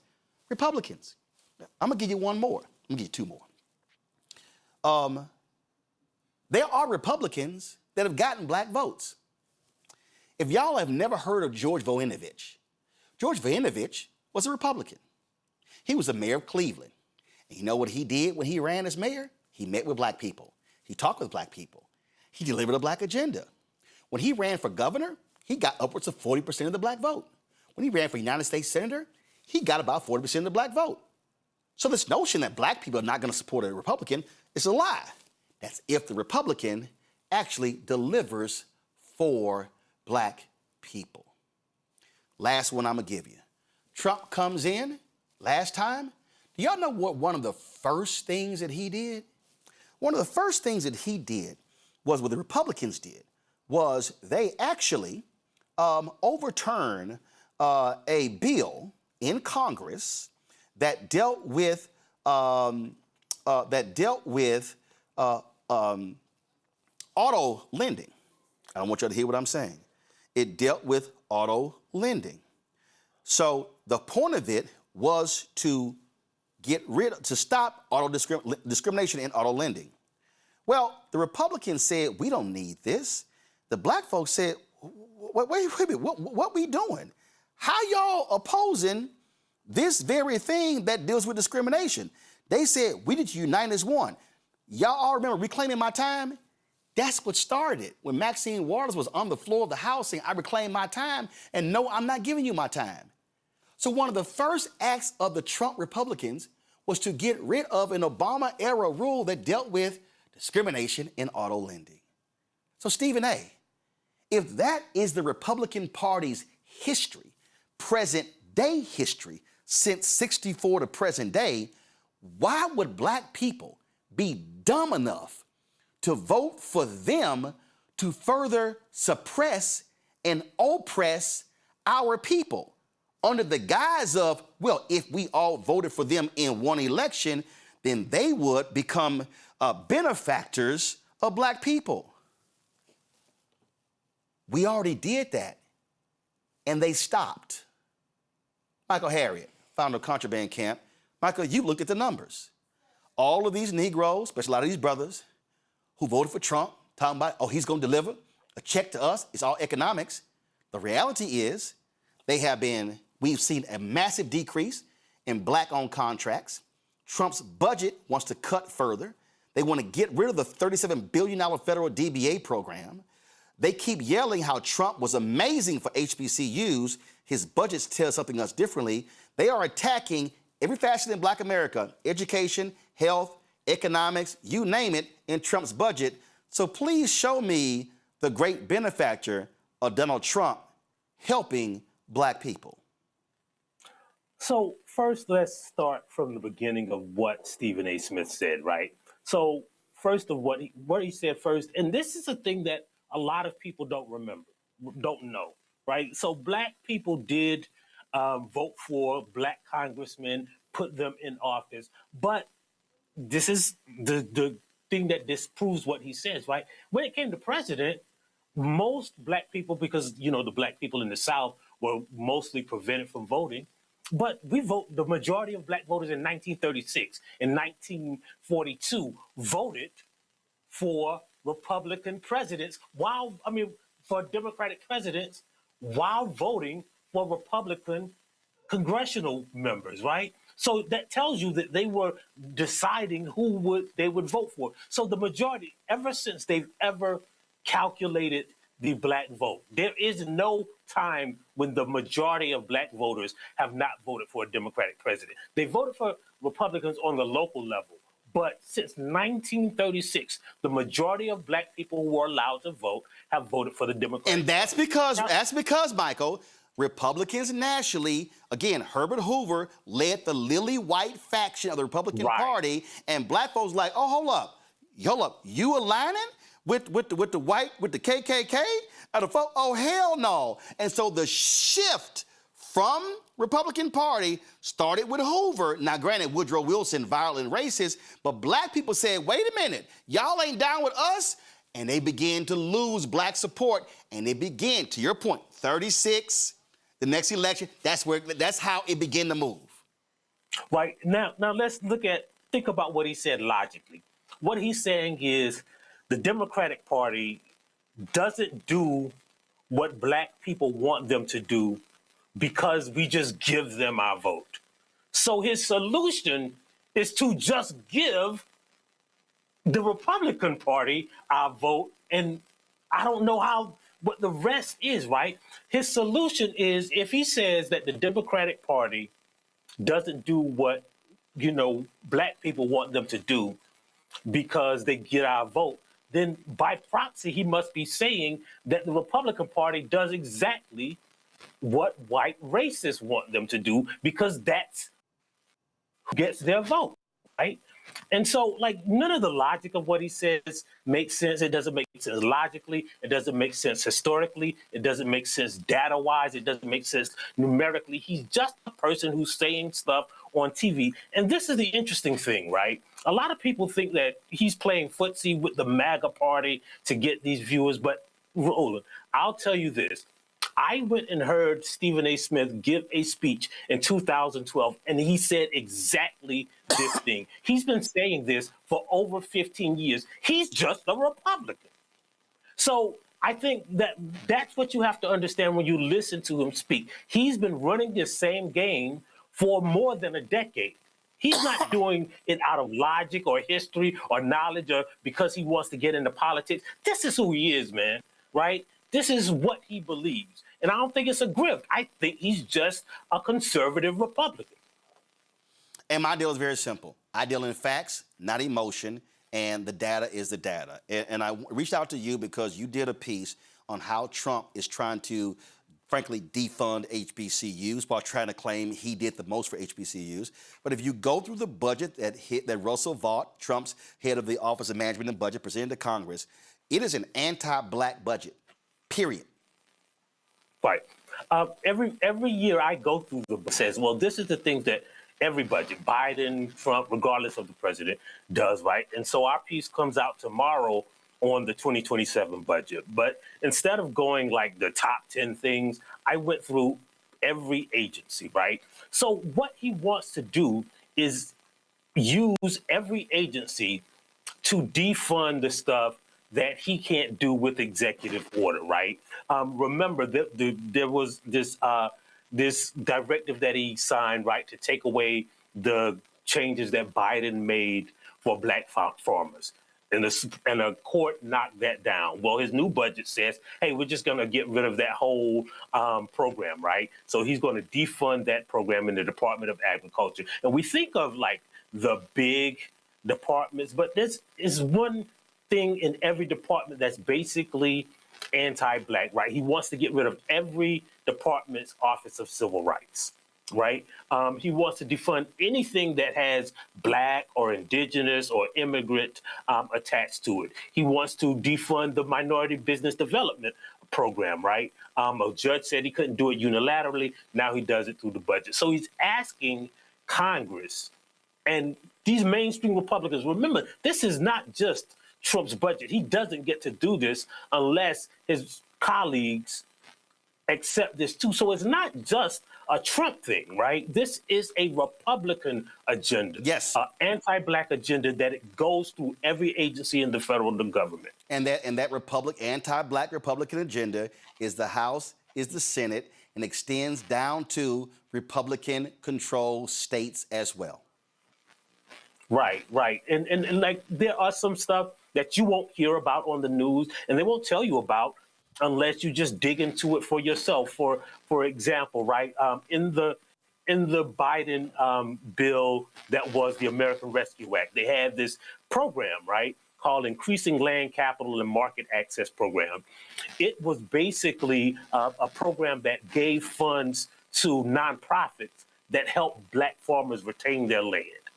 Trump's budget defunds that, right? And he uses this thing, right, that basically says like they're using it for stuff to buy stuff for bathrooms and soap and all of that. And what's happening is there are a bunch of black farmers who are growing the vegetable that you use to make loofahs and selling them to soap companies, right? And they're making money, right, by selling this product that they grow.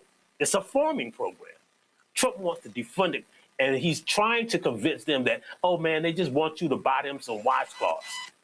It's crazy, this budget, when you dig into it, right? He wants to defund anything that has to do with maternal health or health disparities among minority people. It's a very draconian, fascist budget that is tailored to appeal to white supremacy. Absolutely. And so, folks, I want to thank Michael Harriot with the Contraband Camp. I wanted him to walk through. And y'all, this ain't emotion. This is not us saying, oh, the D's are better than the R's. We choosing donkey over the elephant. No, we're choosing black.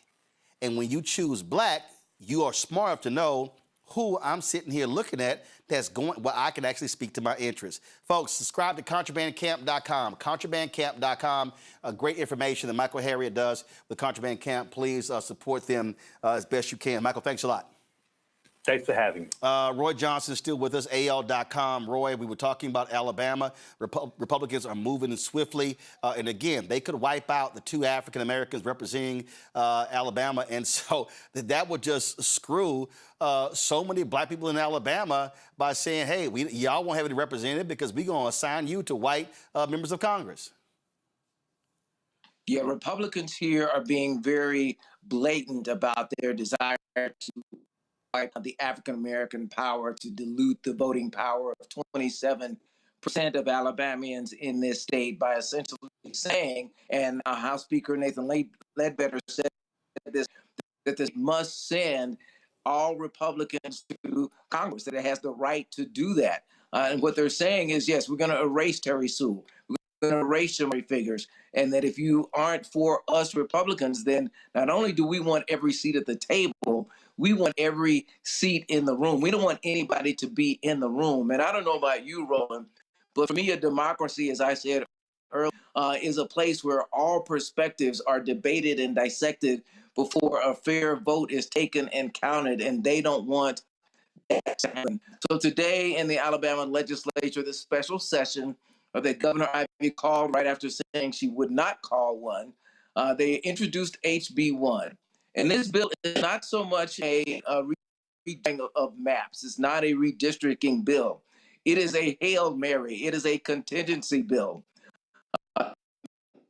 2023, this lost in Allen versus Milligan when the Supreme Court, this very same Supreme Court, decided that the maps that this state drew were racist and that it did put a disadvantage to African American voters. And in fact, which was supported by Chief John Roberts and Justice Kavanaugh, the conservative judges, they said Black voters here have less opportunity than other Alabamians to elect candidates of that choice. That is a direct quote from Supreme Court opinion in 2023. Well, now Alabama wants a mulligan on mulligan. They have already tried to get the Supreme Court to lift an injunction. They sent an injunction down that is preventing the state from redrawing its maps until after the 2030 census. And so they sent a Hail Mary asking the court to override that injunction.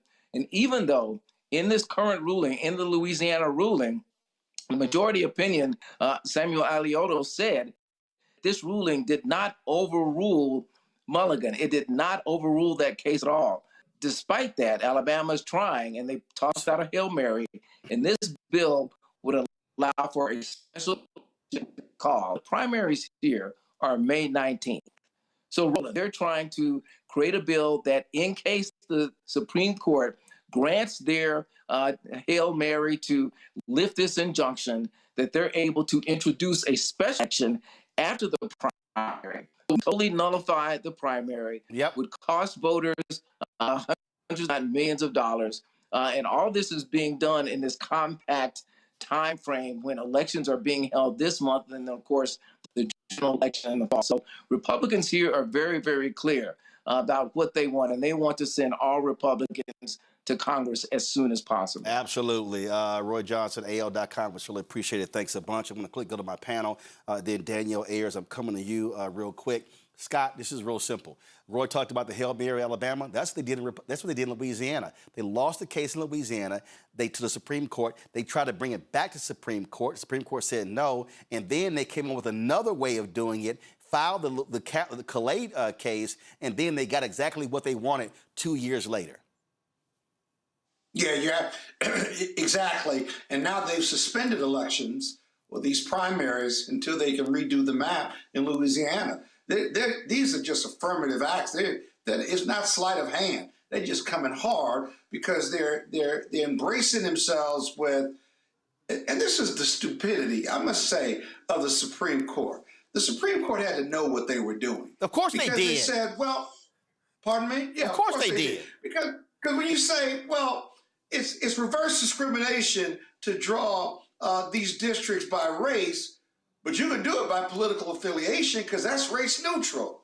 Well, voting patterns are not race neutral. They're rooted in race. Historically, we know what the numbers say about white people voting for white people, black people voting for black people, although black people also, as you say, are pretty smart with their vote. They vote their interests, right?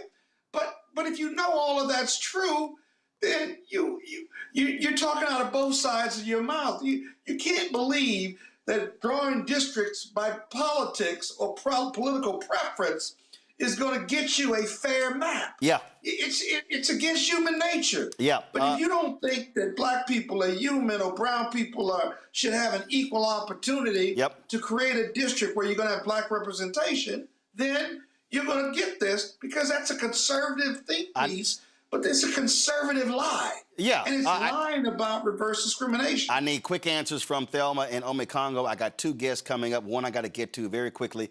Thelma, the Supreme Court, listen, they're not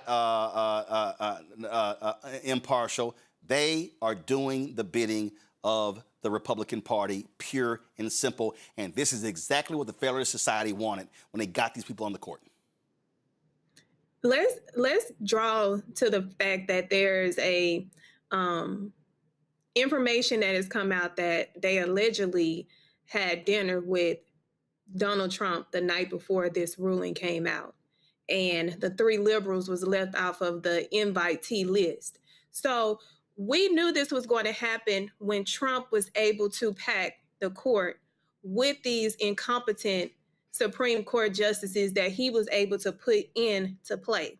So right now we have to actually strategize and make sure that when November comes, we're able to put a dent in some of the damage that he's caused, because we know that there are 2 Supreme Court justices that are likely to go out.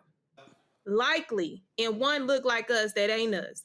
So if we're going to make sure that we get to control, we do have to look at how the Republicans have operated, reverse uno them, and then capitalize in November so that we get to control who is going to be the next 2 Supreme Court justices that we can then equalize to undo the damage that they have caused. I'm in Congo. Bottom line is this here. Again, if you don't vote, you don't control who wins the United States Senate, and that's who confirms or picks Supreme Court justices. And so folks got to understand, voting impacts all of this. You cannot talk about advancing an agenda if you ignore the part that voting states. Real quick.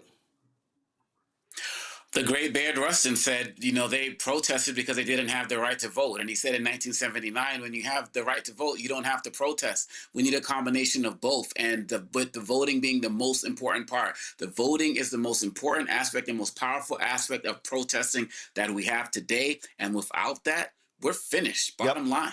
Let me bring up Reverend Dr. Danielle Ayers. She's co-director of the Black Faith Coalition in Texas. Danielle, y'all have been talking about doing Freedom Summer, and I just fundamentally believe we must have Freedom Summer in every single southern state in this country.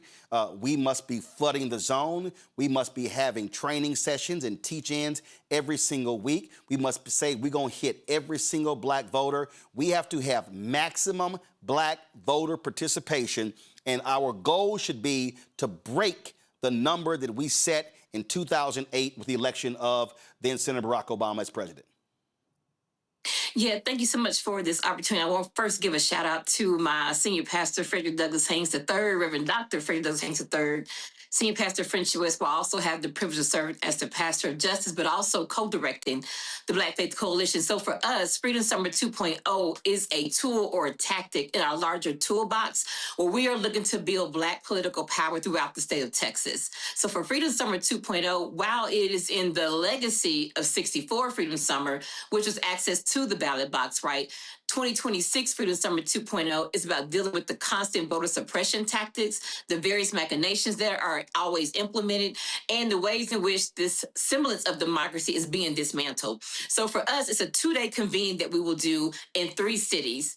In Austin, Houston, and Dallas. And we're asking folks in surrounding cities and areas to join us. So Friday night is more of an artist series, right? It's going to be an opportunity for us to experience some joy, live music, but it's music with a message to get us ready for Saturday, where we will convene and have a series of trainings. So the series of trainings will be around understanding the role of public policy, the role we play in crafting public policy with our legislators, but also following that policy or that law all the way through to the end. And if it's passed, becomes law, becomes policy, how do we keep up with, make sure it's implemented and evaluated so we know what changes to make? We're going to also have training around what does it mean to be an organizer? How do we really do ground level work to get one-on-ones to really get people connected and engaged to the entire political ecosystem? And although certainly voting is a big part of that, but also what does it mean to run for local office? How do we prepare people to run at the very local levels? Because that is also where we have to make sure we show up and vote all the way down the ballot, because we have to make sure we have folks in office at the local levels as well, and not just focus on the federal level. So it's going to be around organizing. It's also going to be around how do we train, how do we do messaging? How do we make sure we are all learning some common lens, common language, so we all know what we're talking about about and where we're going. So it also, because it's Black Faith Coalition, we will also have opportunities for senior pastors, clergy, or just people of faith to understand what does it mean to live out your faith in public life. What does sacred text tell us in terms of how do we use our voice in the public square? Why you need to go down to city council meetings, and why you need to serve on boards and commissions in your local city. So we're looking to really have various types of targeted training to equip people to understand voting season and after voting season. And so part of our North Star is going to be, while we're doing these trainings, how are we building a policy agenda for the 90th Texas legislative session? We're already meeting with some of our legislators. Some of them have been appointed to committees. So we're already talking about what we want to see them do by way of policy and law at the 90th session. So part of this is, how do we see ourselves as part of a larger ecosystem, voting, serving on commissions and boards, running for local office. And then, of course, it has to be turnout. But turnout why? Tell people why they need to turn out. Yep. Texas, I believe, has 4.5 million eligible Black, but we have more eligible Black voters in Texas than any other state. Yep. And so for me, is that, and I tell people, we're not a red state. And I hate when people say Texas is a red state. We're an organized state. Yep. Right? So we're doing our part to see how can we organize Black Texans to build Black political power. So we're doing regional meetings right now where eventually they become justice hubs. So it's not just one organization, one church, one leader leading everything. It's about we all have power and access to that power, because some people are leaning into, well, we're going to be the minority majority state. It's going to work out. No. Demographics do not win political power. Organized people do. Yep. So our goal is to go to these various regions. Central Texas, North Texas, and East Texas is where we're starting, but we plan to span out. We have people in West Texas reaching out saying, can you come out to Abilene and help us organize? So for us, it's about building power at the very basic level, but having it regionally, because some folks have regional things in common they need to connect with. We have to move beyond this isolation, being solo, trying to be the only one, but to really pull our resources together, organize in a way that builds power, builds capacity, so this can then be pushed out to other states to do the same thing. What is so Freedom Summer 2.0 for us is very, very critical that people connect and engage and get the training and education, cultural civic literacy. We have to do that. Because many times people are Go ahead. First of all, I got to go to my next guest. What is the website if people want more information? So the best place to find us right now is going to be follow us on Instagram at Black Faith Coalition. All the information and details are there. The link is there. The link tree is there to sign up, get connected, get engaged, and get all the information to be connected with Freedom Summer and beyond. All right, then. Danielle, we surely appreciate it. Thanks a lot. Folks, in Georgia, the primary is coming up. There are a lot of things on the ballot. You got the primaries happening, but you have 2 Supreme Court races that we're paying attention to that could also impact judicial decisions in that state. One of the folks who's running is Miracle Rankin. She's running for the Georgia Supreme Court. And folks, understand, Georgia has this weird law that if a Supreme Court justice resigns, then they appoint someone and it invalidates the election. That's insane to me. Miracle is running. Miracle, she joins us right now. We just saw the special election ahead in Georgia where there were 2 Democrats elected from the Public Service Commission. That shocked a lot of people. And so at the end of the day, you're going to need a massive turnout in order to beat the Republican in this race. Walk us through and explain to people, because I've been yelling this for years, why it's important for us not to ignore state Supreme Court races. Yeah, thank you so much for having me, and good evening, everyone. I'm Miracle Rankin, and I'm running for the Georgia Supreme Court.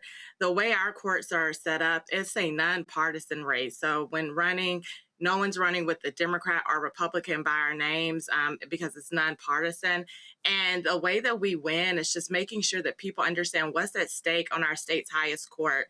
I think one of the things that we have seen that has been, discussed is the implications and what happens when certain rights are taken or stripped away at the federal level and is sent back to the states to decide. So, there are 3 branches of government and one branch is the court. So a lot of times the Supreme Courts of various states will ultimately handle some of these issues. And so it's extremely important now more than ever that we understand who actually is serving on our state's highest court. And in Georgia, the electorate has a unique opportunity this session. Voting is happening right now to actually vote on who they want to serve on our state's highest court. So I've been telling folks, do your research, research the candidates and what they have to bring to the office, because the more you know, the better informed you are about the decisions that you will ultimately make. And then also just make sure that you amplify and spread the message about the importance of what the court does and the decisions that they make. And the reality is this here. You do not run as nonpartisan, but the reality is conservatives dominate the Georgia Supreme Court. You have folks who've been nominated in the past as well. And so, although it's nonpartisan, you do have folks who, frankly, on different sides. And we saw in Wisconsin, granted, there they have partisan races. We saw what happened when that Supreme Court is now flipped 5-2, Democrat to Republican or progressive to conservative. We saw how the judicial rulings changed in North Carolina when Democrats controlled the Supreme Court there, when Sherry Beasley was the Chief Justice. We saw they ruled against racial gerrymandering, ruled against political gerrymandering. And so they balanced out what was happening. So because the Supreme Court has already said they have no place with political gerrymandering. It's really left up to the states. That's where state Supreme Courts are critical when it comes to rulings in the state. I absolutely agree that the state Supreme Courts are very critical, and the court should not be a political body from the perspective of judges are acting like politicians in robes. That's the importance of having an independent judiciary that will focus on following the laws of the state and interpreting the state's constitution. So that's why it's essential that now more than ever that we know that the individuals that are on our Supreme Court are not leaning conservative. We need a balanced court, a court that can protect all Georgians and ensure that we have equal justice under the law. You know, growing up, that's something that I heard all the time. But then when I became a lawyer, I realized the importance of it not just being a saying, but something that is actually applied.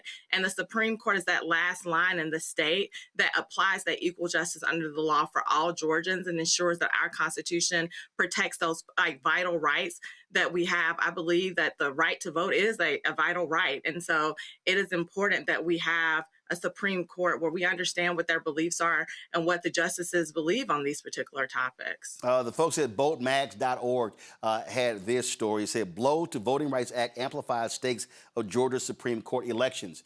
And we are seeing tremendous amounts of energy where people have been angered by the decision. And so how have you made the Supreme Court decision, the federal Supreme Court decision, how have you made that a part of your campaign in terms of how you're talking to people? Because there are many activists who have been calling for a state Voting Rights Act.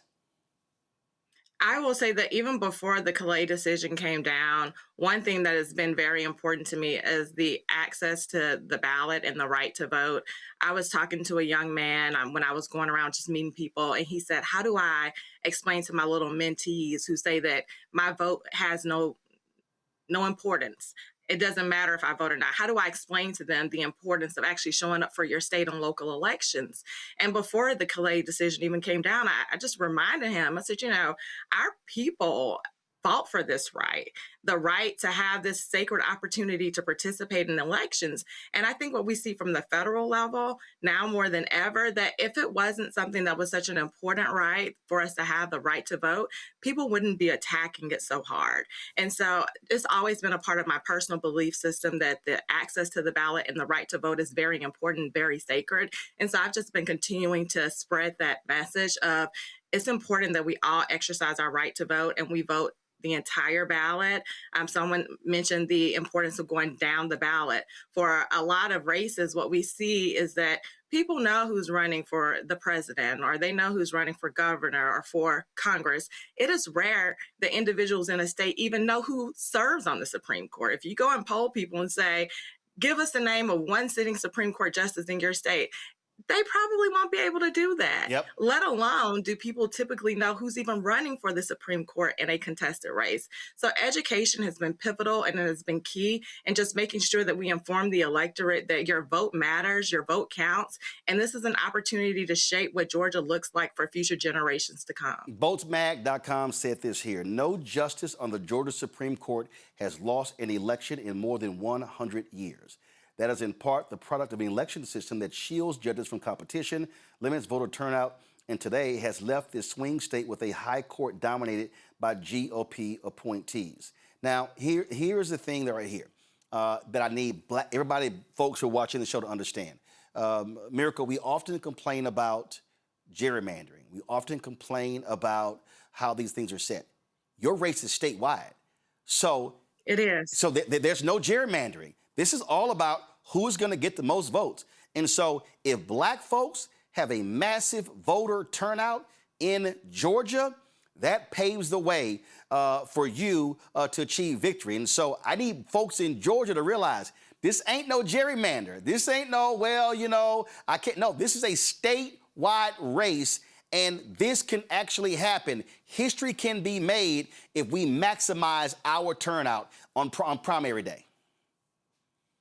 Yes. Yes, I absolutely agree with you.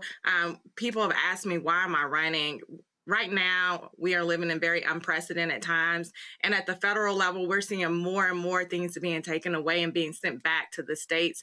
And when you're living in unprecedented times, you need bold, new leaders with new voices who are willing to stand up for the rule of law and the Constitution being fairly applied. And you're right, the people in our state get the opportunity. Every person has a vote that is an eligible voter in our state, and you get to make that decision of what you want your Supreme Court to look like. So that's why I say it's so important just to make sure that we have these conversations to educate the electorate on the importance of voting in this race, and ensuring that, you know, tell a friend to tell a friend, put it in your group chats, tell your sororities, tell your fraternities that it's important that we get the vote, get out and we vote in this particular election. My election's not in November. It's happening right now. Yep. It's in May. Yep, absolutely. And I just ask that people vote for Miracle Rankin for the Georgia Supreme Court. Early voting is happening right now, correct? Correct. It's happening right now through May 15th. Election day is on May 19th. There are quite a few precincts across the state that have Saturday voting. So just check your Saturday voting locations too. I was able to vote this weekend with my family. It literally took 8 minutes. So I would say, please, you know, exercise your right to vote and do it early. Make your voting plan. Absolutely. Okay. So again, folks, I'm gonna pull up this. So listen, there are two folks. This is a photo here. Go back to my iPad. Right here. So y'all, two folks. If y'all in Georgia, I want y'all to vote, cast your vote for Miracle Rankin and Jen Jordan. Those two are running for the Supreme Court in Georgia. Make history, y'all. Make history in Georgia. An incumbent is not lost in 100 years. Break that sucker right now. Again, cast your ballots in Georgia for Miracle Rankin and Jen Jordan for the Georgia Supreme Court. Miracle, we certainly appreciate it. Good luck in your race. Thank you. Thank you for having me. I want to go back to my panel. Scott had to go. Thelma and Omekongo. Thelma, I'm going to go to you first. This is a perfect example. This is a statewide race. We don't have to sit here and guess this thing. Every vote will count, and folk in Georgia should be racing to the polls to elect those to the Supreme Court. Oh, absolutely. I think we have a very pivotal but promising time right now because we have the blueprint. We are energized. We see what the game plan is on the other side. And it's up for us to go in and score the winning shot. And the winning shot is for us to mobilize and go out and vote because our vote counts. So if anyone is sitting out there saying that your vote does not make a difference, it does. And we're seeing it today, modern day. We are seeing that our votes matter. They mattered before, and we're seeing the results of us not capitalizing and really going out and making sure our voices are heard. But right now is a very pivotal time. We have nothing to lose. We have everything to gain. So sitting on the couch is not an excuse. It is not the time. The time now is to go out and vote right, and vote right away, because we cannot sit on the sidelines and allow anything to get in the way or distract us from our goal, because we see what they're doing. We see it. It's in 4K. We don't need no other proof. The proof is been written. We just got to go and rewrite it by voting. Omekongo, I'm telling you, I need us to understand. We saw it already in Georgia with those 2 Public Service Commission seats. Republicans were shocked when they lost those 2 seats. 2 Democrats won, including a sister. They'll be shocked here. And so, in fact, Isaac Hayes put out, there was a graphic he actually posted on my social media, and he showed how 800,000 to 1 million black folks have not voted in the last 2 elections. That's crazy. In Georgia. You got black power, but you don't use it. Yeah, the power just can't be with the film industry and Tyler Perry. And people just talk about that's where the black power is. The black power is in the voting. And I think if there's one takeaway I got from tonight, and I've been getting this from all of your shows recently, is that we need to stop being so personality driven as it relates to voting and focus on being policy driven. Like, and it starts with these courts. I mean, the laws that they are making, whether we're talking about, abortion rights, affirmative action, and so on and so forth, it all comes from the courts. And so if we just vote with a strategic mind towards who's going to be on these judicial ballots, it's really going to help us become more educated and more informed about the actual politicians that we need to be putting in office. So we don't start saying, well, I don't like what Hillary did to Obama, so I'm not going to vote. Like that type of ridiculous mindset that makes people stay home or not exercise their power. Those Isaac Hayes III stats about Georgia is disgusting, in a state like that, with all of the work that Stacey Abrams and others have done. And so I'm so glad you had the sister on tonight, because where else are we going to see her? MS Now, like all of these other networks, they're not doing it. We have the power, but power not actualized is just as bad as not having the power at all. This is what Isaac Hayes had posted on his social media. 900,000 to 1.1 million eligible black Georgians did not vote. The 2018 governor's race was decided by 54,723 votes. The 2022 governor's race was decided by 191,581 votes.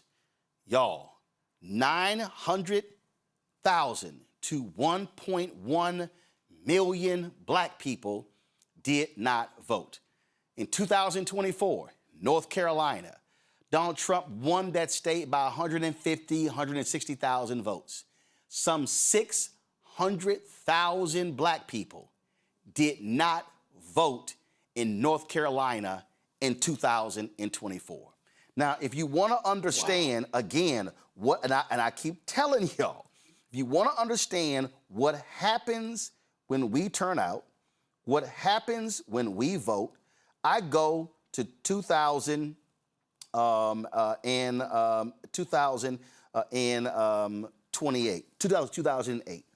This was for the New York Times. Total turnout in 2008 was about the same as it was in 2004, about 64% of voting age citizens.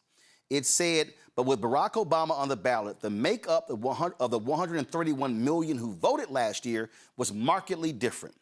While the number of non-Hispanic white voters remained roughly the same, 2 million more blacks, 2 million more Latinos, and 600,000 more Asians turned out.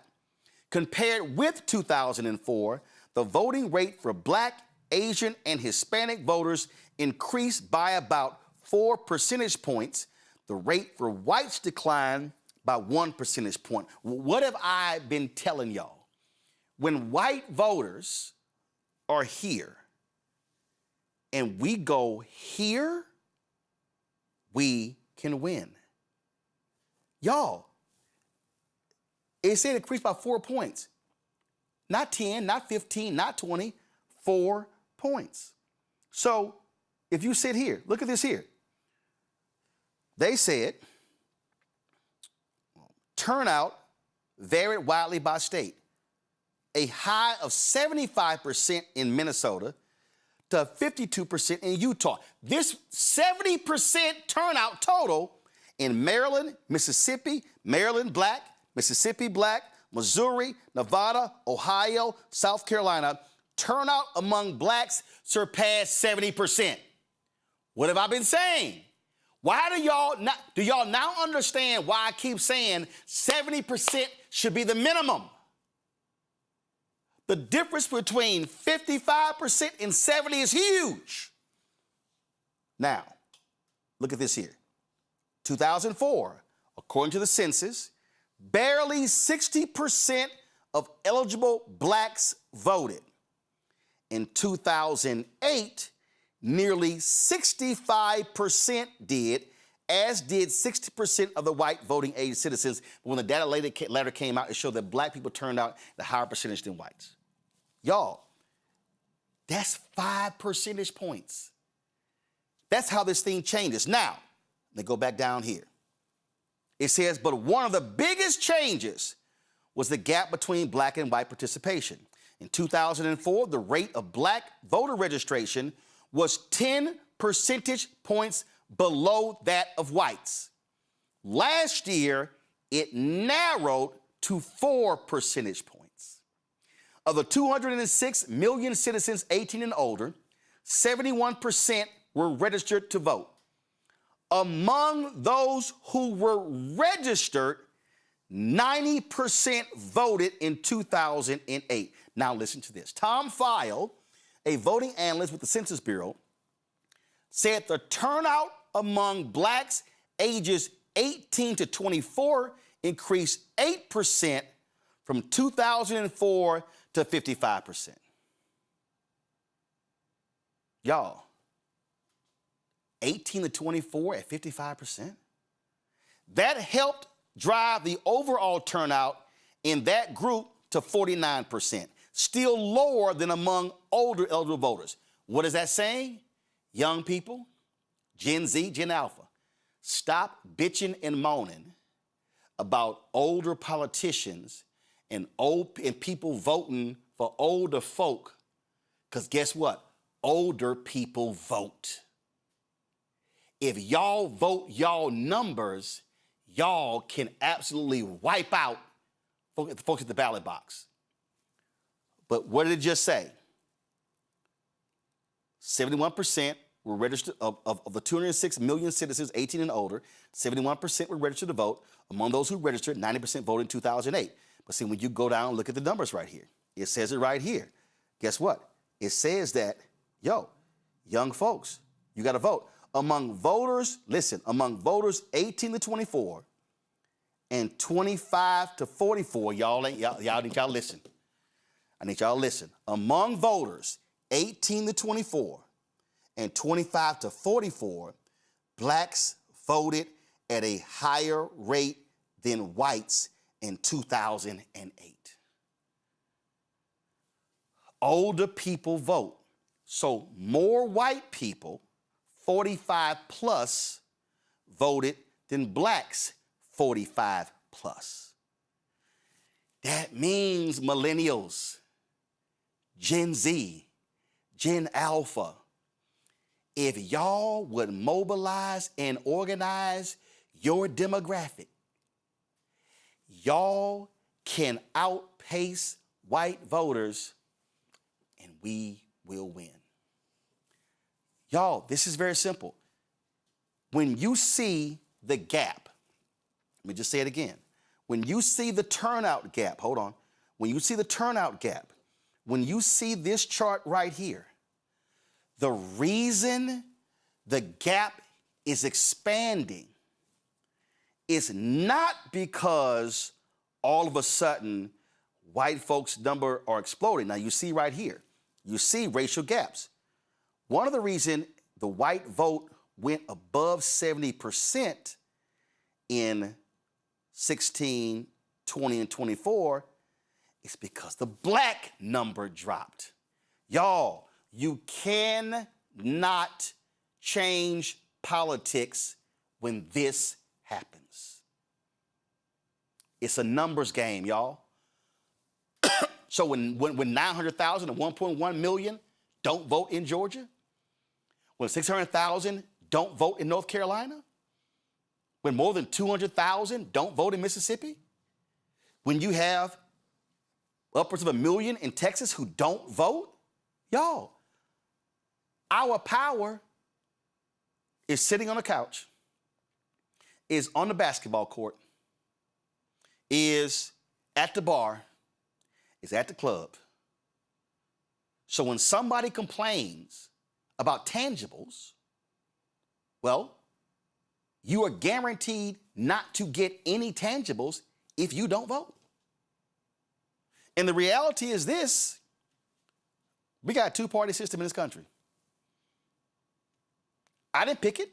I would love for the United States to be like Britain, where you had multiple parties and you got to put together a coalition government. The same in Israel, the same in Germany, the same in Italy. We don't have that. I'm going to say it again. When these simple Simons say, you trying to shield, get us voting for Democrats, we need to be independent. Need I remind you that there are two independents in the United States Senate? One of them is Senator Angus King. The other is Senator Bernie Sanders. What party does Angus King and Bernie Sanders coalition with? What party do they partner with? Not Republicans, Democrats. So what Angus King and Bernie Sanders have decided is that we're independents, but when it comes to the issues that we stand for, who do we more align with, Democrats or Republicans? Black people, I am advocating a black agenda. When I say a black party, I am meaning black interest. Black interest means, here are my issues. Here's what I want to happen. Who lines up with where I stand? Which party am I more likely to get what I want? Is it Republicans or is it Democrat? What we have seen since 1964, it ain't them. That's a simple fact.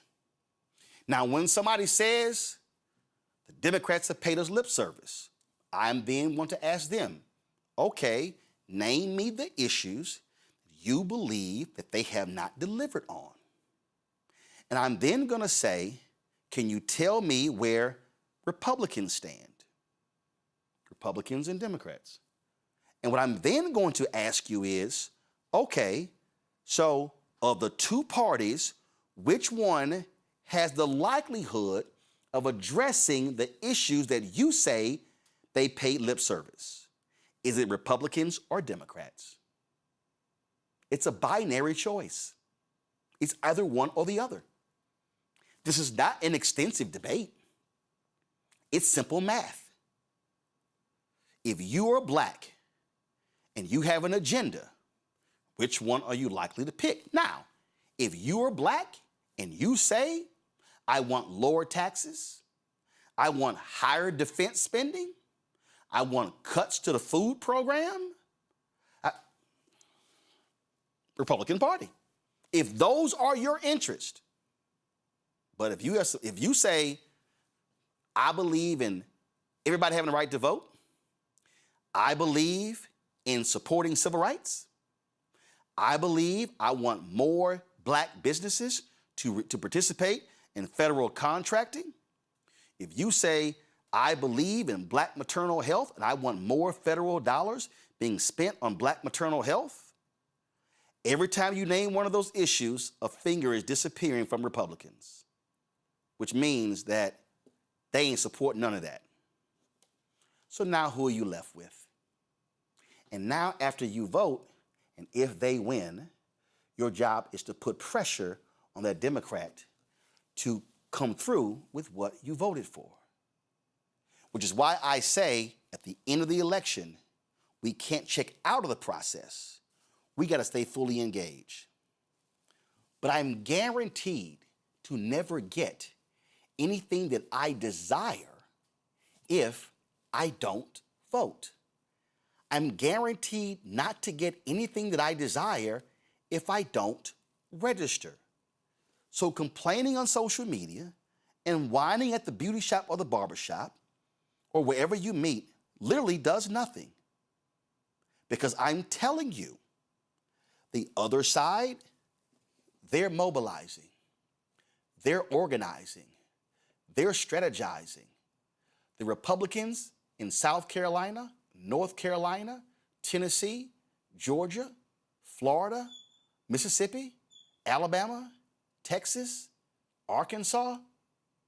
Oh, they're flat out using their power to change the laws to benefit them and their white base. So why are we not going to use our power at the ballot box to make it hard as hell for them to do that? We must have the largest mass mobilization of black voters in 2026 that we have not seen since 2008. We need black folks with a fervor, like I saw that picture in Mound Bayou where they said there was a near riot as 13,000 people were trying to grab voter registration forms. What must happen is that we should be thinking of that placard at the Lorraine Motel, the National Civil Rights Museum, where a young girl was quoted saying, "All I want for my 18th birthday is a voter registration card." The GOP has a war on black America. And in a war, you do two things. You either fight with all your might or you surrender. Black America, you have to make a decision. Are you prepared to fight in 2026? And remember, when you fight a war, that means you're fighting for future generations. Are you prepared to fight in 2026? Or are you prepared to surrender to white supremacists, white nationalists, and the Republican Party advancing the interest of white voters at the expense of African Americans and others? Freedom Summer commences right now. It is time for us to go to war. Ome Congo, I appreciate it. Thelma, I appreciate it. Scott, I appreciate it as well. Let me thank all of the guests we had on today's show. This will not be the last time we had these conversations. We're going to continue to educate y'all. Today they had a protest in New Orleans. Tomorrow, Win with Black Men is having their call. Also, folks, do me a favor. If you are a black man or a black woman, I want you, Bishop William Barber, they are having a mobilization, a training session, June 12th and 13th. We have been asking people to sign up. I had y'all sitting here hitting up. Now, here's the deal. Go to my iPad. So initially, remember we told you he was looking for 1,000 alphas. And that's primarily because he's an alpha, I'm an alpha, and we were trying to specifically engage those brothers at the regional convention. So here's what Bishop Barber has done. If y'all go to blackstarnetwork.com, you do not have to email me again. If you go to blackstarnetwork.com, what you can do is you can click this link right here. Let me click it. You click this link right here, and it will take you to their site. And this is the form right here. Now, we specifically ask on here we ask if you're an alpha. Again, that's something special we're doing. If you click it and you're not, it's not a problem. If you don't click it, but this is the whole point here. If you are looking to be trained in organizing and mobilizing voters, they are having training. Go back to the form. They're having training. I want you to go to blackstarnetwork.com. Again, go to blackstarnetwork.com, and what you do is you're going to click this story right here. Bishop William Barber is looking for black men and women who want to be trained to organize and mobilize black voters. Y'all, that's what's happening. So do me a favor, go to blackstarnetwork.com, share it with all of your platforms. Y'all, we're talking about training people. It's going to be a 2-day virtual training that will take place. Now, last night, Black Men with Black Women had 8,000 sisters on their call last night, answering the call when it came to this war that we're in. That was last night. Tomorrow at noon Eastern, Bishop Brazier out of Chicago, faith leaders are having a news conference at noon laying out their strategy for the election. We will live stream it here on the Black Star Network. It's going to be at 1 p.m. Eastern, 12 p.m. Central. Other groups are doing this here. And so what we're going to do is through our email, if y'all, Keenan, if people want to subscribe to our email database, where do they go? Give me a second. Is it on the website? Y'all let me know. Control room, talk to me. Yeah, if y'all want to subscribe, there you go. So right here, if you go to blackstarnetwork.com, you click subscribe, you can actually subscribe to our email newsletter. If you also want to donate, you got the donate buttons right here as well. But so again, we're building the newsletter up. We're going to be pumping out all this information on our social media, on all of our platforms. Last night, the Alphas had their call, and so other groups are having their call. And so we're going to be driving this because we have to have a massive black voter mobilization, and that's what our focus is. And so that's what we do on this show. As I told y'all, I don't waste my time with no housewives and no gossip and other stuff. This is about educating, enlightening, and empowering our people. Y'all, this is all hands on deck because they are trying to destroy the black infrastructure. They're trying to destroy black political power. They want to destroy everything that we fought for since the end of the Civil War, since Reconstruction, 92 years of Jim Crow, 13 years of the Black Freedom Movement, 60 years of black political progress. They want to wipe that out. And I'll say there's no way in hell that we're going to stand here and let them wipe out what our ancestors fought for, and we're going to let them do it without a fight. As my frat brother Vertner Woodson Tandy said, we will fight until hell freezes over, and then we will fight on the ice. That has to be our attitude. Folks, support the work that we do here at Roland Martin Unfiltered and the Black Star Network. If you want to join our Bring the Funk fan club, your dollars make it possible. We plan on traveling across the country this summer with Freedom Summer. We plan on hitting these states where people are doing the work. We're not wasting our time with people pontificating on what we should do. We're talking to people who are doing the work. If y'all want to help fund that, please join our Bring the Funk fan club. The goal is to get 20,000 people on average to contribute $50 each a year. That's $4.19 a month, 13 cents a day. That goes a long way in funding this because, listen, we went to Shreveport. That's somebody sponsoring that. So your support is critical. So please do so. If you want to contribute via Cash App, this right here, the Stripe QR code, you see it right here. Right here, Cash App changed their rules, so we had to get rid of our account, but we use the Stripe QR code. You can actually donate. You go to blackstarnetwork.com. You can also donate as well. So go to my iPad. So if you go to blackstarnetwork.com, y'all, it's real simple. You click Cash Out button. It takes you right to the square page.